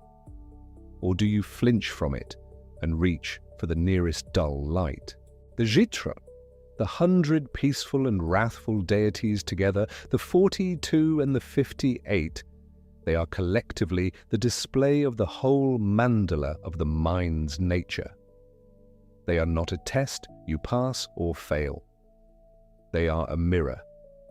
And a mirror cannot hurt you, though you can hurt yourself by refusing to look. There is a story, not in the Bardo Thödol itself, but in the broader stream of this tradition, about a student who came to a teacher and said, "I have been practicing for years and I am still afraid of my own mind." The teacher said, "Good. That fear is the beginning of honesty. The ones who are not afraid of their minds have not looked carefully enough. The fear the chönyid Bardo describes is not a sign of failure. The text does not promise that an experienced practitioner feels no fear. It says that an experienced practitioner feeling fear remembers what the fear is made of, remembers that the enormous, wrathful face looking back at them from the dark is a face they have been making themselves in the only mirror that exists. And in that remembering, that is recognition. That is what Thödol, liberation, means in this context. Not a rescue from outside, not a deity stretching down a hand. Liberation through hearing, through the instruction that arrives in the moment of maximum disorientation and says, "You already know this, you have always known this. The name of what you are looking at is your own name. Now let us breathe here for a moment before we continue." Take a slow breath in. Hold it gently, just for a beat, no strain. And then let it go, a long, quiet exhale, the way you let go of a thought in meditation. Not pushing it away, just opening the hand that had been holding it and watching it leave. If any of these images have settled in you tonight, the 5 colors, the brilliant lights and the soft ones, the peaceful forms and the fierce ones, let them rest there the way stones rest in a riverbed. They do not need to mean anything specific. Right now, they do not need to be figured out. The Bardo Thödol was not written to be solved, it was written to be heard, and hearing it, even through the veil of half-sleep, is its own form of the practice. You are in a body right now. It is breathing on its own the way it always does, without your supervision. The room you are in has its own quality of quiet, its own temperature, its own darkness. Outside, wherever you are in the world tonight, the same sky extends in all directions. The same sky that Vairochana's white light is said to resemble, the sky that appears in the Chikhai Bardo as the ground luminosity, the sky that the traditions of this teaching have used for 15 centuries as the most honest metaphor for what the mind is in its most unobstructed state. You do not have to die to rest in that sky. You only have to be here, in this room, in this breath, letting the things that were held loosely today grow a little looser. The identities, the concerns, the conversations left unfinished, let them be where they are. They will be there in the morning. Tonight, they do not need you to hold them. This is what the return to the listener looks like in the teaching of the chönyid Bardo. Not a summary of the deities, you will not be tested on their names, but a gentle pointing, the quality that Padmasambhava carries, the golden equanimity that finds everything equally worthy of attention. You have had moments of that. The quality that Amitabha's discriminating awareness carries, the ability to see each thing in its own particularity, each face as irreplaceable. You know that quality. You have felt it when you were very present with someone you loved, when the ordinary details of a moment suddenly seemed lit from within. These are not exotic Buddhist experiences. They are descriptions of your own mind on its best days, when the dull lights have not yet pulled it away from itself. And the wrathful deities, the herukas, the dakinis, the fierce ones, they are what arises when that same mind has been denied for too long. When the clarity has been covered over with so many layers of distraction and avoidance that when it finally breaks through, it does not look peaceful anymore. It looks like disruption. It looks like the thing you most did not want to feel arriving precisely when you were least prepared. The tradition does not call this punishment. It calls it the mind's energy refusing to stay hidden any longer. You may know something of that too. The night when the thing you had been not thinking about finally made itself impossible to not think about. The moment when the grief or the anger or the longing that had been living quietly in the body's back rooms suddenly stood in the doorway at full size. The chönyid Bardo says, that is still you. That enormous presence is still your own energy. Turn toward it, not away. Stay, not to be destroyed by it. Not to drown in it, but to recognize it. He stayed. The fear grew. He stayed. And in the staying, the fear showed him its face, and the face was familiar. It was his own. That is the teaching of the chönyid Bardo, not a checklist of deities to worship or to fear, not an exotic cosmology to master, a single, patient, endlessly repeated instruction. Whatever arises, brilliant or terrible, gentle or overwhelming, it is arising from within you, which means it is already at home, which means you cannot be separated from it, which means there is nowhere to run to that is not still inside the same mind. And once you know that, once you really know it, not as a concept, but as something felt in the body at 3 in the morning when the dream has shaken you awake, the whole architecture of fear begins to change. Not because the fear goes away, but because it stops being something that is happening to you and starts being something that is happening in you, which is a different kind of belonging. The dakinis move in the space of the mind, the way wind moves in an open field. You cannot hold them. You are not meant to. You are only meant to notice that the field is vast enough to hold them. Now the chönyid Bardo does not last forever in the tradition's telling. The visions arise day by symbolic day, and the readings continue. The Lama reading aloud to the consciousness that is still present, still capable of hearing, still capable of recognizing if it will only turn the right way. The peaceful deities offer their brilliant lights. The wrathful ones offer their disruption. And the consciousness, after having met all of them, having been offered the full display of its own nature in its full range of expression, moves on toward the third and final Bardo. But we will not rush to that crossing tonight. There is time. There is always time in a teaching meant to be heard slowly, in the dark, in a room where the body is beginning its own small version of this same letting go. The 100 peaceful and wrathful deities, the Jitro, dissolve as visions dissolve, as dreams dissolve, leaving behind only the quality of what was present. And the quality of what is present now, in this moment of the narration, and in this moment of your own rest, is something that the Bardo Thödol, for all its detail and complexity, and its long journey through colors and wisdoms and fierce faces, comes back to with the simplicity of water. You are not separate from what arises. Whatever comes up in the mind tonight, a worry, a memory, a brightness, a shadow, it arose from the same ground you are resting in. It does not need to be solved or suppressed or transformed. It only needs to be recognized as what it is.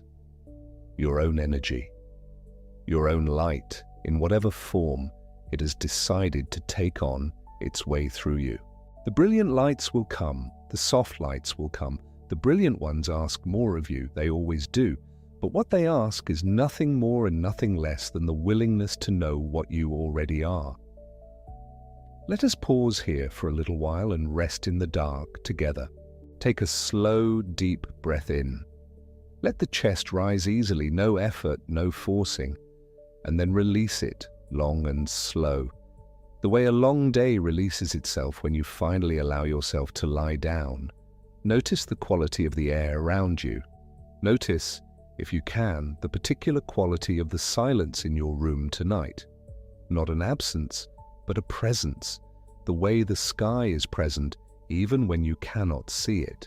The 5 colors are here, if you want to find them. The white of open space, the blue of still water holding the sky, the gold of an afternoon that has given everything it had, the red of warmth that asks nothing in return, the green of a breath taken and released without hesitation. You have been inside these colors all your life. You have been these colors in different seasons, in different rooms, in different versions of yourself, reaching toward the brilliant or settling for the soft. There is no version of you that did it wrong. That is what the mirror of the chönyid Bardo shows when you can hold its gaze long enough to really look. Not a judgment, not a report card, a reflection. And the reflection says, you are still here. The awareness that is reading this moment, that is breathing in this room, that is crossing its own small bardo between waking and sleep. That awareness has never been absent. It has been here through the peaceful visions and the fierce ones, through the years that looked like Padmasambhava's golden ease, and the years that looked like a heruka with fire around its edges. It has been the field that held all of it. It has always been the sky. The wrathful ones have finished their turning. The dakinis have moved through. The jitro, all 100 of them, return to the silence from which they came, the way a dream returns to the silence of sleep, leaving only the quality of having been fully present for something very large.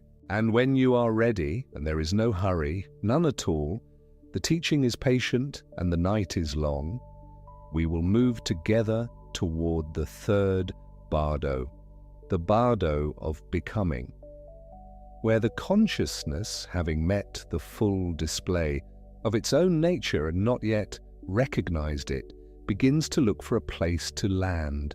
And so we arrive at the third bardo, the sidpa bardo, the bardo of becoming. It is perhaps the hardest one to hold with steadiness and also the most human, because where the chikhai bardo was about the great dissolution, the opening of everything into light, and the chönyid bardo was about the vast display of the mind's deepest contents made visible, the sidpa bardo is about the hunger to exist again, the pull back toward form, the almost irresistible gravity of becoming something, someone, somewhere. Let us explore what the text tells us happens here. The consciousness that has moved through the earlier stages without recognizing itself finds itself in a peculiar condition. It has a body, but not the kind of body you are resting in right now. The Bardo Thödol calls it the mental body, not flesh, not weight, not warmth, in the way warmth means anything in this room tonight. It is more like the body you have in a very vivid dream, present enough to feel real, substantial enough to believe in, but not subject to the rules of walls or distance or time.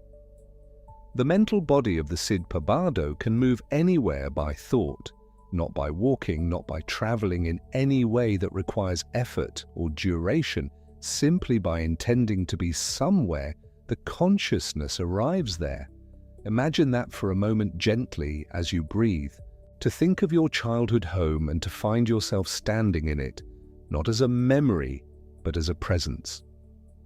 To remember a face you loved and to be, in that instant, close enough to see every detail of it. That is the mobility of the mental body. And you might think, how extraordinary, how free. But the Bardo Thödol is careful and kind and precise, because this freedom is not quite the liberation it appears to be. The consciousness in the sidpa bardo can move anywhere, yes, but it cannot land, cannot make contact in the way it is used to making contact. It might return to its former home, drawn by familiarity and love, drawn by the particular texture of a life it knew.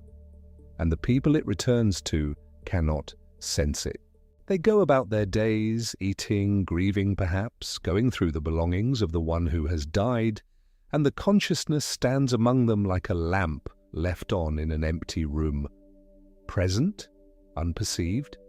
The text says this produces a particular quality of distress, not because the living are doing anything wrong.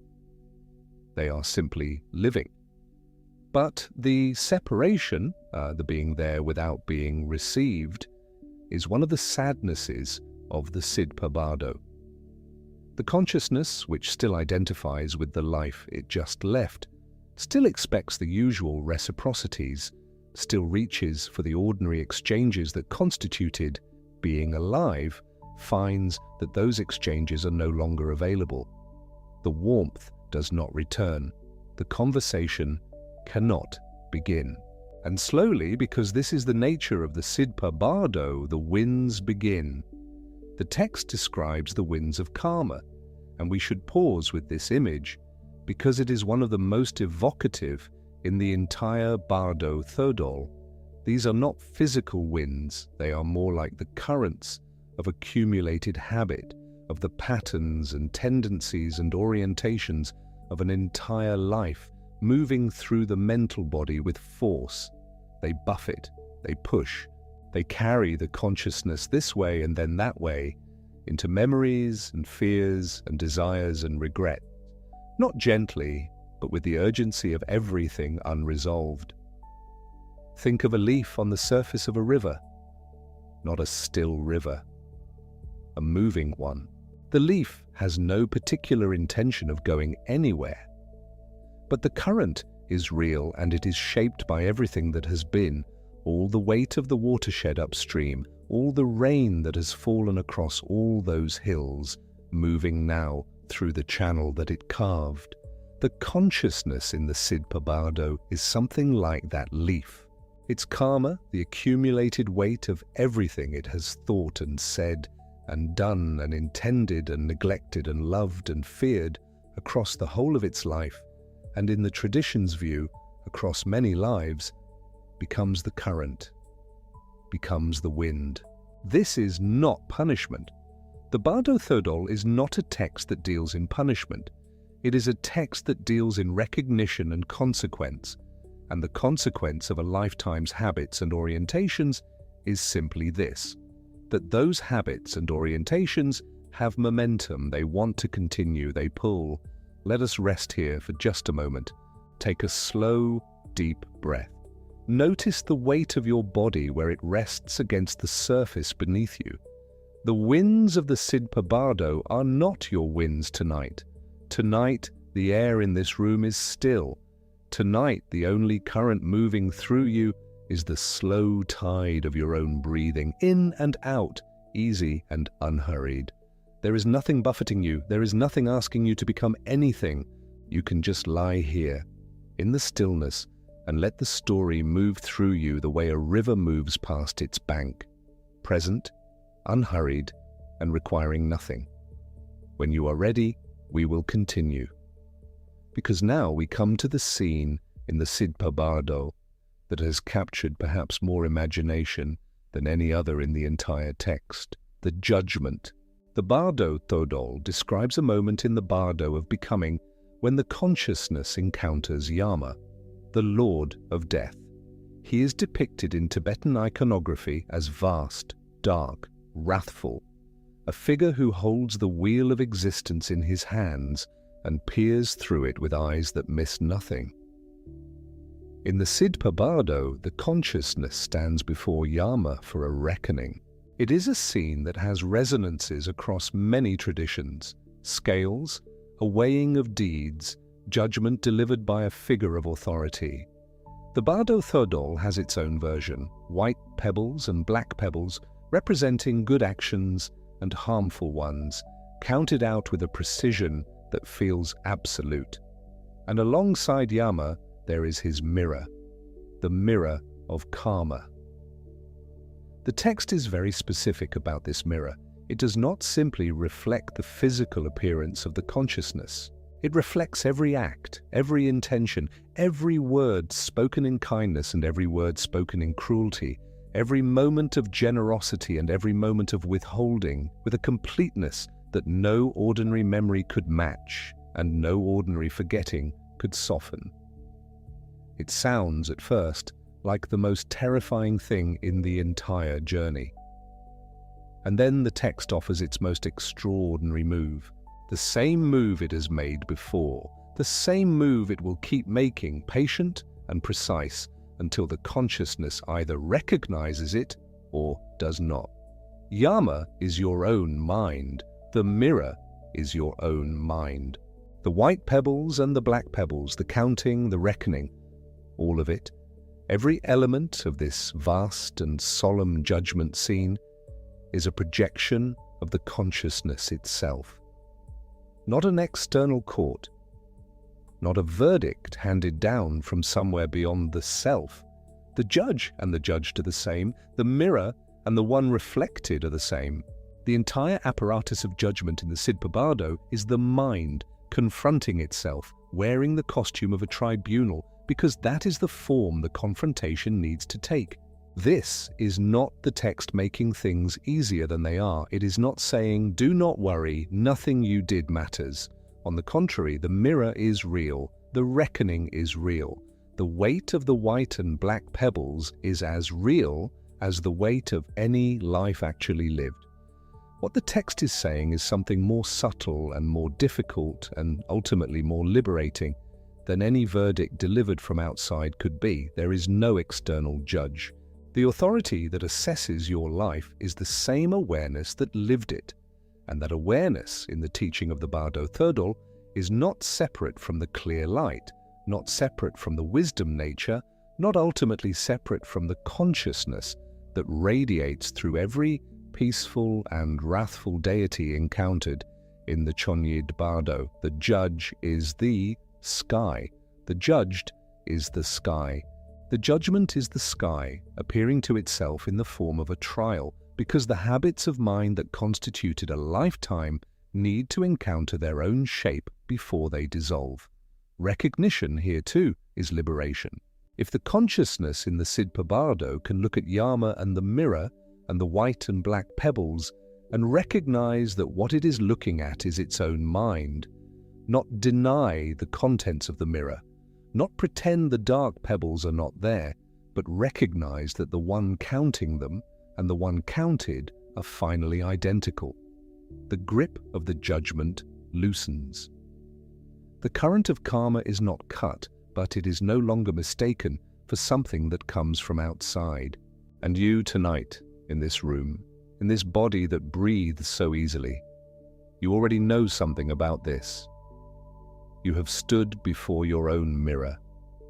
Not the mirror of karma in the Sidpa Bardo, but the quieter, more ordinary mirror of a sleepless night, or a long drive alone, or a moment of stillness when the voices go quiet, and what remains is simply you, looking at yourself without the usual polite distance.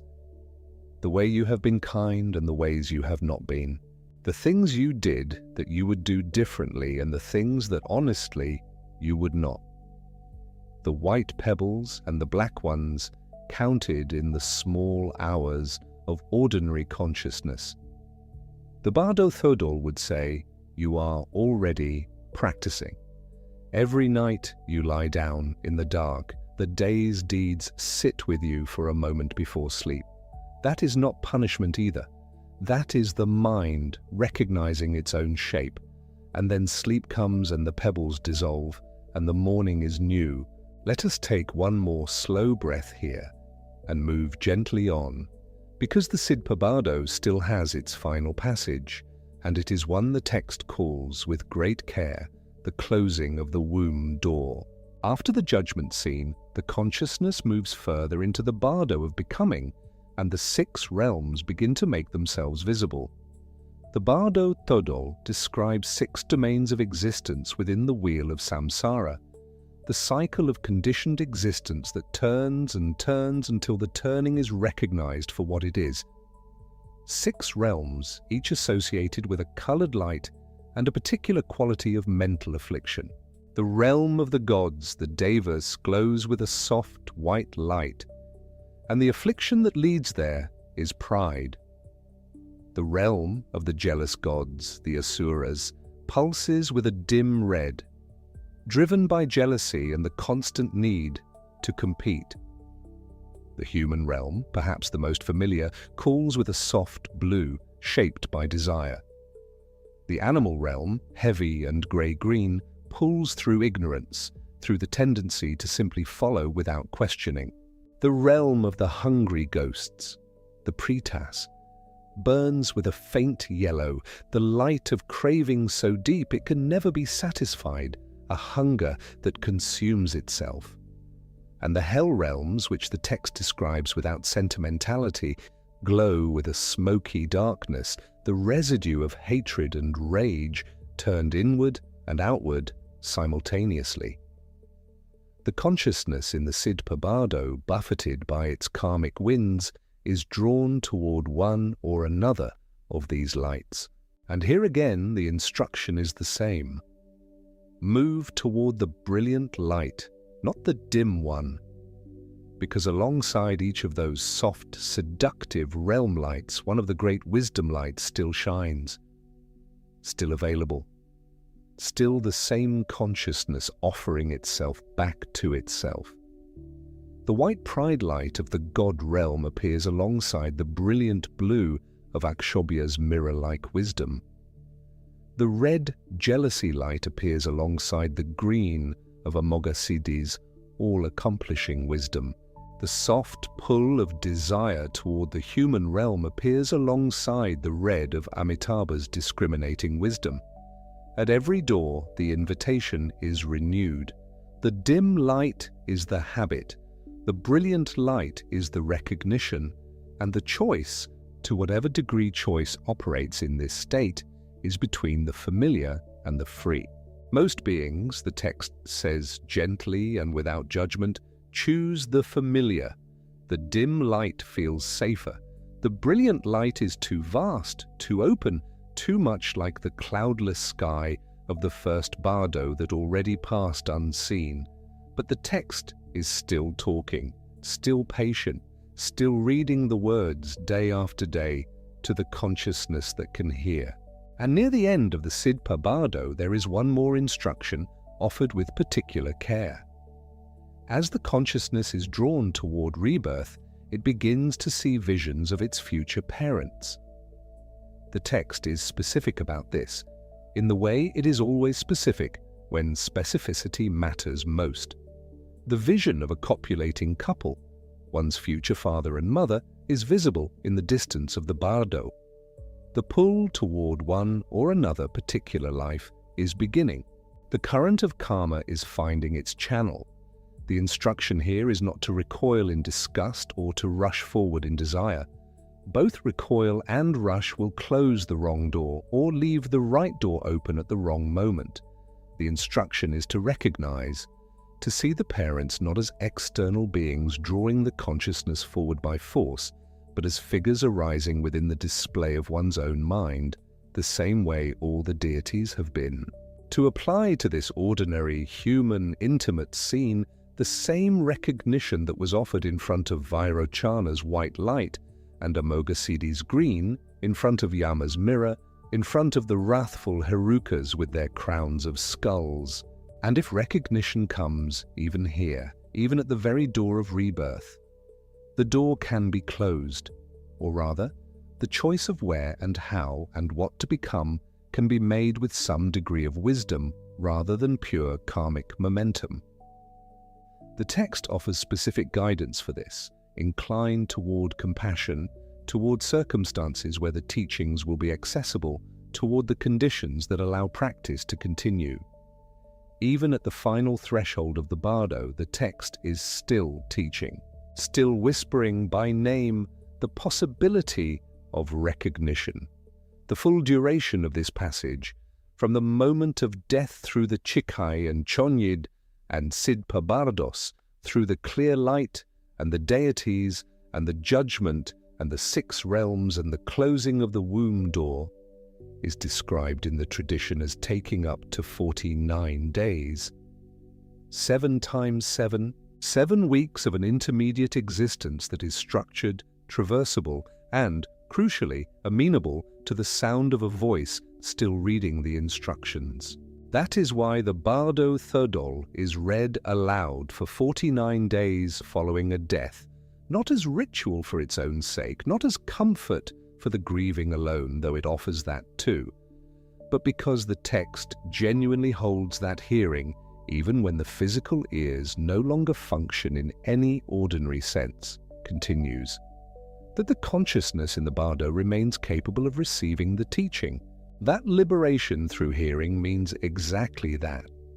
That the right words, spoken at the right moment, can open a recognition that changes everything. 49 days of someone reading to you by name in the dark. 49 days of being told, what you see is your own mind. Do not be afraid of it. Do not be seduced by the dim lights. Move toward the brilliant. Move toward the open sky. Whether or not one holds that as literal practice, there is something in it that is hard to let go of entirely. The idea that a voice can reach someone we thought was beyond reach. That words spoken into the silence of grief are not only for the speaker. That the act of reading aloud to the dead is also an act of training the living, training us to hold, even in the presence of death, the possibility of recognition over fear. Let us rest here gently for a moment. Slow breath in and out. Notice what has softened in you as the story has moved through its stages. The chikhai Bardo with its great dissolving light, the chönyid Bardo with its 100 deities, peaceful and wrathful, all of them finally the mind's own radiance. And now the sidpa Bardo with its weightless mental body, its karmic winds, its mirror that reflects without hiding. All three Bardos complete, all three traversed, one way or another, by everything that has ever died. All three, the text quietly insists, already familiar, because all three are also what you cross in smaller and more forgiving form every single night when you lie down and close your eyes and let the day dissolve. When you are ready, and there is no hurry at all, we will come to the last part of our night together. Now, a few words about how this teaching traveled. Because the Bardo Thödol did not arrive in the world all at once, and the story of its journey is itself a kind of Bardo, a passage between one form and another across centuries and cultures and languages, shaped by every hand that touched it. Carl Jung encountered the text in the 1930s and was moved enough to write a psychological commentary for later editions of the Evans-Wentz translation. Jung, who spent his life mapping the unconscious, read the Bardo deities as archetypes, universal figures arising from the collective unconscious, the shared deep substrate of human psychological experience. The peaceful deities as expressions of the integrated psyche, the wrathful ones as the shadow, the rejected and feared aspects of the self returning in terrible form. Jung's reading is not a translation of the Tibetan tradition. It is a translation of the Tibetan tradition into the language of Western depth psychology, and it changes things in the process, as all translations do. But his most unusual suggestion was this, that the book should, for Western readers, be read backwards. He meant that the sidpa Bardo, the Bardo of becoming, the section about desire and rebirth and the pull toward form, this was the section closest to ordinary Western psychological experience. This was the territory Western readers already inhabited. The pull toward becoming, toward identity, toward being someone specific in a particular world, that was recognizable ground. And to understand the full text, Jung suggested, a Western reader might begin there, where the experience is already familiar, and work backward toward the clear light of the first Bardo, which represents a dissolution of selfhood that most Western frameworks had no category for. It is a compassionate suggestion in its way. Begin where you are. Then in 1964, three men named Timothy Leary, Ralph Metzner, and Richard Alpert, who would later be known as Ram Dass, published a small book called The Psychedelic Experience. It was a manual for LSD trips, explicitly and deliberately modeled on the Bardo Thödol, mapping the three stages of a psychedelic experience onto the three Bardos. The ego dissolution of the first hours of a powerful psychedelic session mapped, they argued, onto the clear light of the chikhai bardo. The visionary content that followed, geometric forms, archetypal figures, floods of imagery and feeling, mapped onto the chönyid bardo. And the gradual reconstitution of ordinary identity, the return of the self and its world, mapped onto the sidpa bardo's pull toward rebirth. Whatever one makes of that mapping, and it remains controversial, its effect was significant. The Bardo Thödol entered the popular imagination of the West through the door of the 1960s counterculture. Read in apartments in San Francisco and Cambridge and London by people seeking in it a framework for experiences that had no other available language. The text went, in the span of a generation, from an obscure scholarly curiosity to a touchstone of the era. And then in 1992, a Tibetan Lama named Sogyal Rinpoche published the Tibetan Book of Living and Dying. It sold millions of copies. It remains one of the most widely read books on death and dying in the modern world. And its great insight, the thing that made it reach so many people who had not come looking for Tibetan Buddhism, was exactly what the title suggests, that the teaching of the Bardo is not only for the dying, it is for the living. That how we relate to impermanence, to the dissolution of things we love, to the moment-by-moment release of what we are holding. That relationship is what the Bardos are training us in every day, long before the final dissolution arrives. Sogyal Rinpoche's book is not the Bardo Thödol, but it carries the essential teaching into language that a modern reader can receive without prior initiation, without needing to know the Nyingma school or the terma tradition or the names of all 42 peaceful deities. And that too is a form of liberation through hearing, the teaching reaching the listener through whatever door is currently open. All of which brings us gently and inevitably to what we started with, to the thing this whole night together has been moving toward. The Bardo Thödol says that dying feels like falling asleep. It says it with more precision than that because precision is part of how the text respects its reader. The dissolution of the elements at death, earth dissolving into water, water into fire, fire into air, air into space, the senses shutting down one by one as the body releases its hold. This process is described as structurally identical to the process of falling asleep.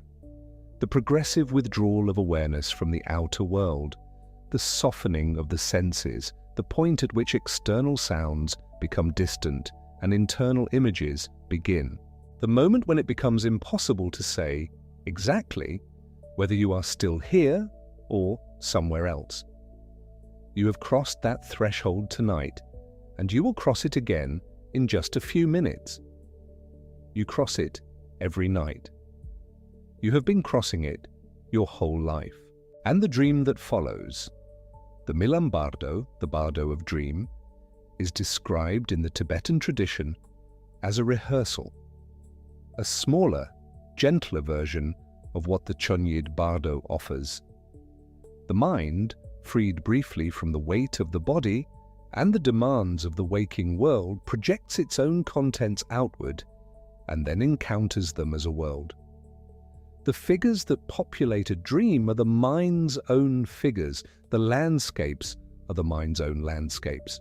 The fear that arises in a nightmare is real fear, and the figure causing it is, the same way the wrathful deities are, a projection of the dreaming mind's own contents, wearing a mask, waiting not to be defeated but to be recognized. This is why the Tibetan tradition developed dream yoga alongside the Bardo teachings. Not as a curiosity, not as an interesting spiritual hobby, but because every night in the dream state is a chance to practice the recognition that the Bardo will eventually demand. To see the nightmare figure, and instead of fleeing it, to notice, this is my mind, this is the mind, moving in its own light, wearing its own forms. To recognize the dreamer's dream is, in the tradition's framework, to practice recognizing the Bardo as Bardo. every night, across a whole lifetime of nights. You have been practicing longer than you knew. And so tonight, this night, this room, this breathing body that rests so easily in the quiet, you are doing exactly what the Bardo Thödol would wish for you. You are letting the day dissolve, element by element, the way the text describes the dissolution at death, the concerns of the afternoon, the textures of the evening, the last bright thoughts of the waking mind, all of them releasing, softening, losing their sharp edges and becoming something more like the material of a dream than the material of a waking life. The senses drawing inward, the sounds of the room growing distant, the body becoming less like something you operate and more like something you simply are, or perhaps something you are gently leaving, the way consciousness leaves the body in the chikhai bardo, moving toward the open light. The clear light is not somewhere else. That is the deepest thing the Bardo Thödol says, and it says it over and over across all 3 bardos, and all 49 days, and all the instructions whispered to all the people who could no longer answer back. The clear light, the ground luminosity, the ursal, the cloudless sky of pure awareness, is not something the consciousness moves toward. It is what the consciousness is when everything else has been set down, when the habits of identity and the textures of a particular life and the momentum of karma and the whole apparatus of being someone dissolve far enough that what remains is simply the knowing itself. The knowing without a knower. The awareness without an object. The sky that was always the sky, even when it was covered by weather. You have touched this.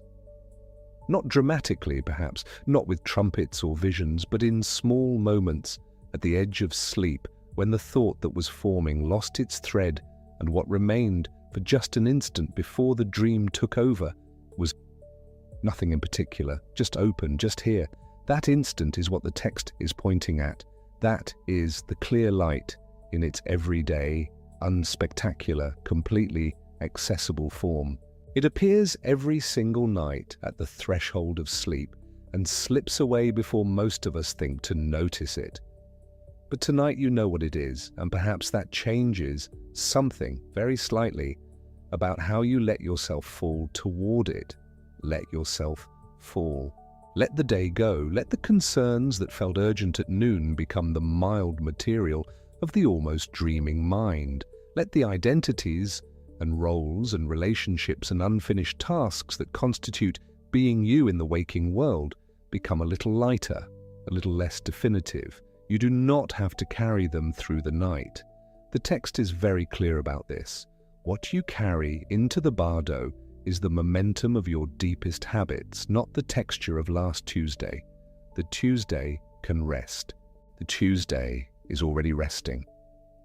What is underneath the Tuesday is still here, has always been here, was here before Tuesday existed, and will be here when Tuesday is long forgotten. Take one slow, soft breath. Let it go completely. And let us gather together quietly the things we have met in this long night. We met the name that the West gave this teaching, the Tibetan Book of the Dead, and the deeper name underneath it, Bardo Thödol, liberation through hearing in the intermediate state. We met Walter Evans-Wentz, who gave it the name we know, and Kazi Dawa-Samdup, who actually carried it across the bridge of languages, and Karma Lingpa, who found it hidden on Mount Gampodar in the 14th century, a treasure the tradition says Padmasambhava had concealed there for the moment when it would be most needed. We met the 3 bardos in order. The chikhai bardo, with its great clear light, its ground luminosity like a cloudless sky, offered at the moment of death to a consciousness that has spent a lifetime looking away from exactly that kind of openness. We held that image gently, the light that asks only to be recognized, not achieved.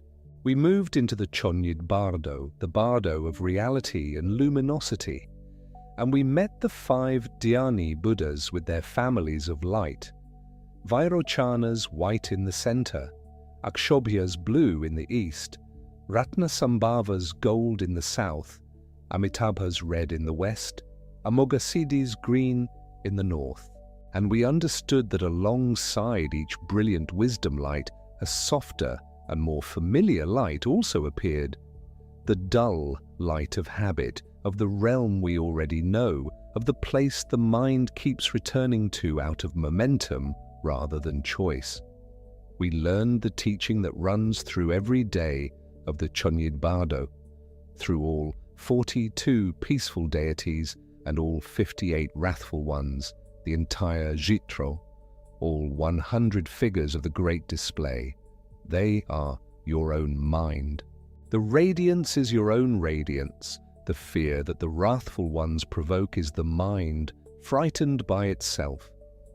We met the herukas and the dakinis in their fierce forms, and we learned that fierceness is not the opposite of peace, that the wrathful deities are the peaceful ones in changed aspect, the same wisdom energies wearing different masks for a different moment in the journey, that there is nothing in the Bardo that is alien to you, nothing that comes from somewhere outside.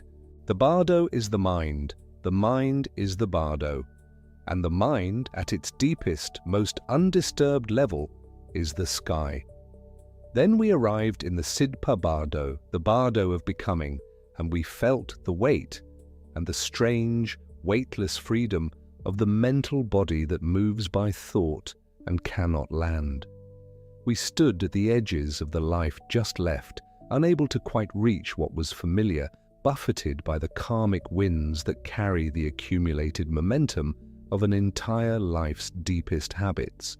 We stood before Yama and his mirror of karma with white pebbles and black pebbles counted in the candor of a reckoning that hides nothing.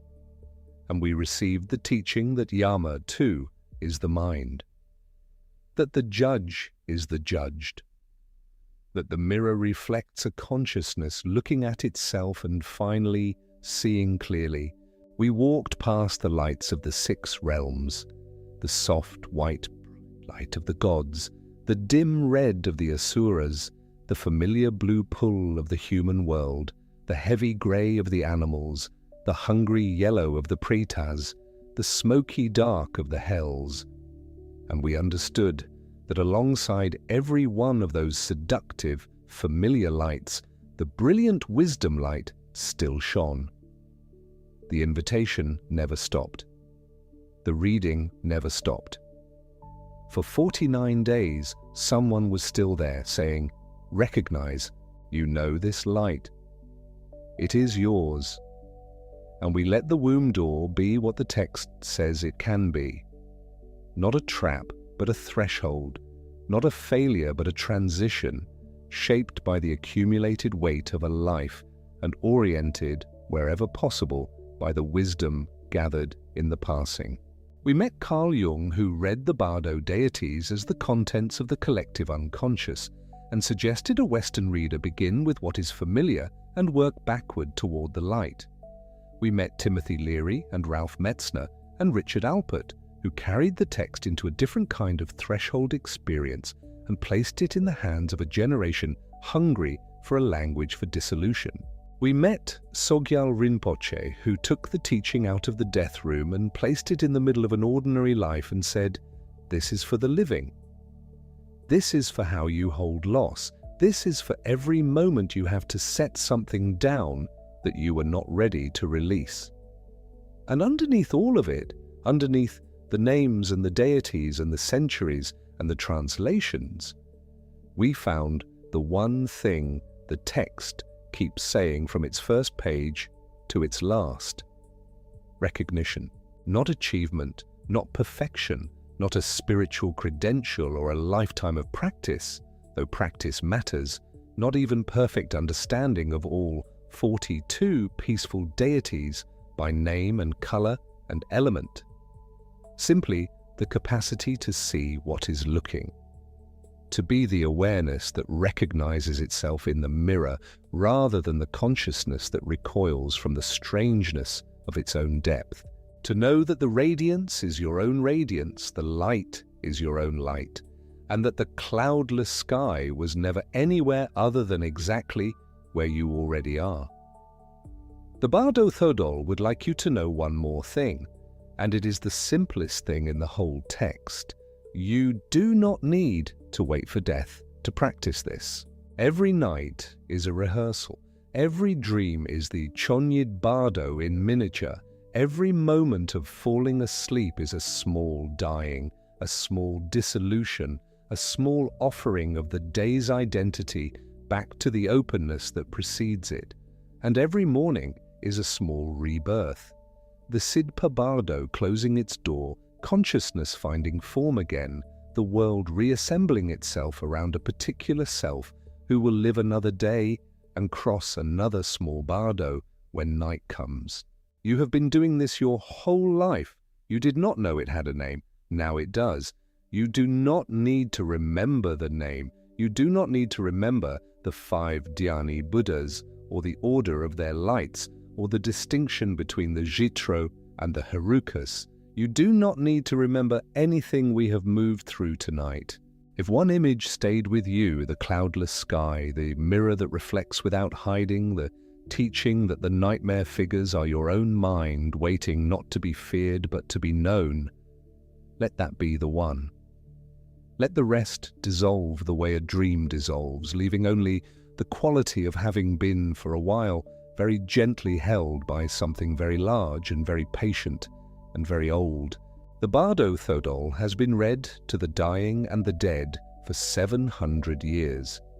It has been read by lamplight in stone monasteries in the Himalayas and in English translations in apartments in Oxford and San Francisco and Sydney and wherever you are tonight.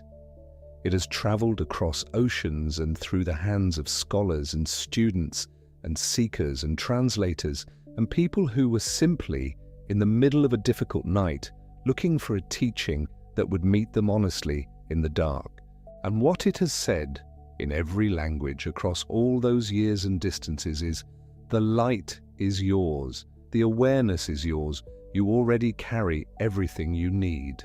And what you carry tonight into this particular small bardo between today and tomorrow is a breath, and a body resting in the quiet, and the knowing that whatever arises in the dream, whatever forms the mind puts on to meet itself in the dark hours, is the mind's own radiance, the sky wearing weather, the one awareness playing every part. You are already the thing the text is pointing at. You always were. Sleep well. Subject closed for the night. Let it all relax away.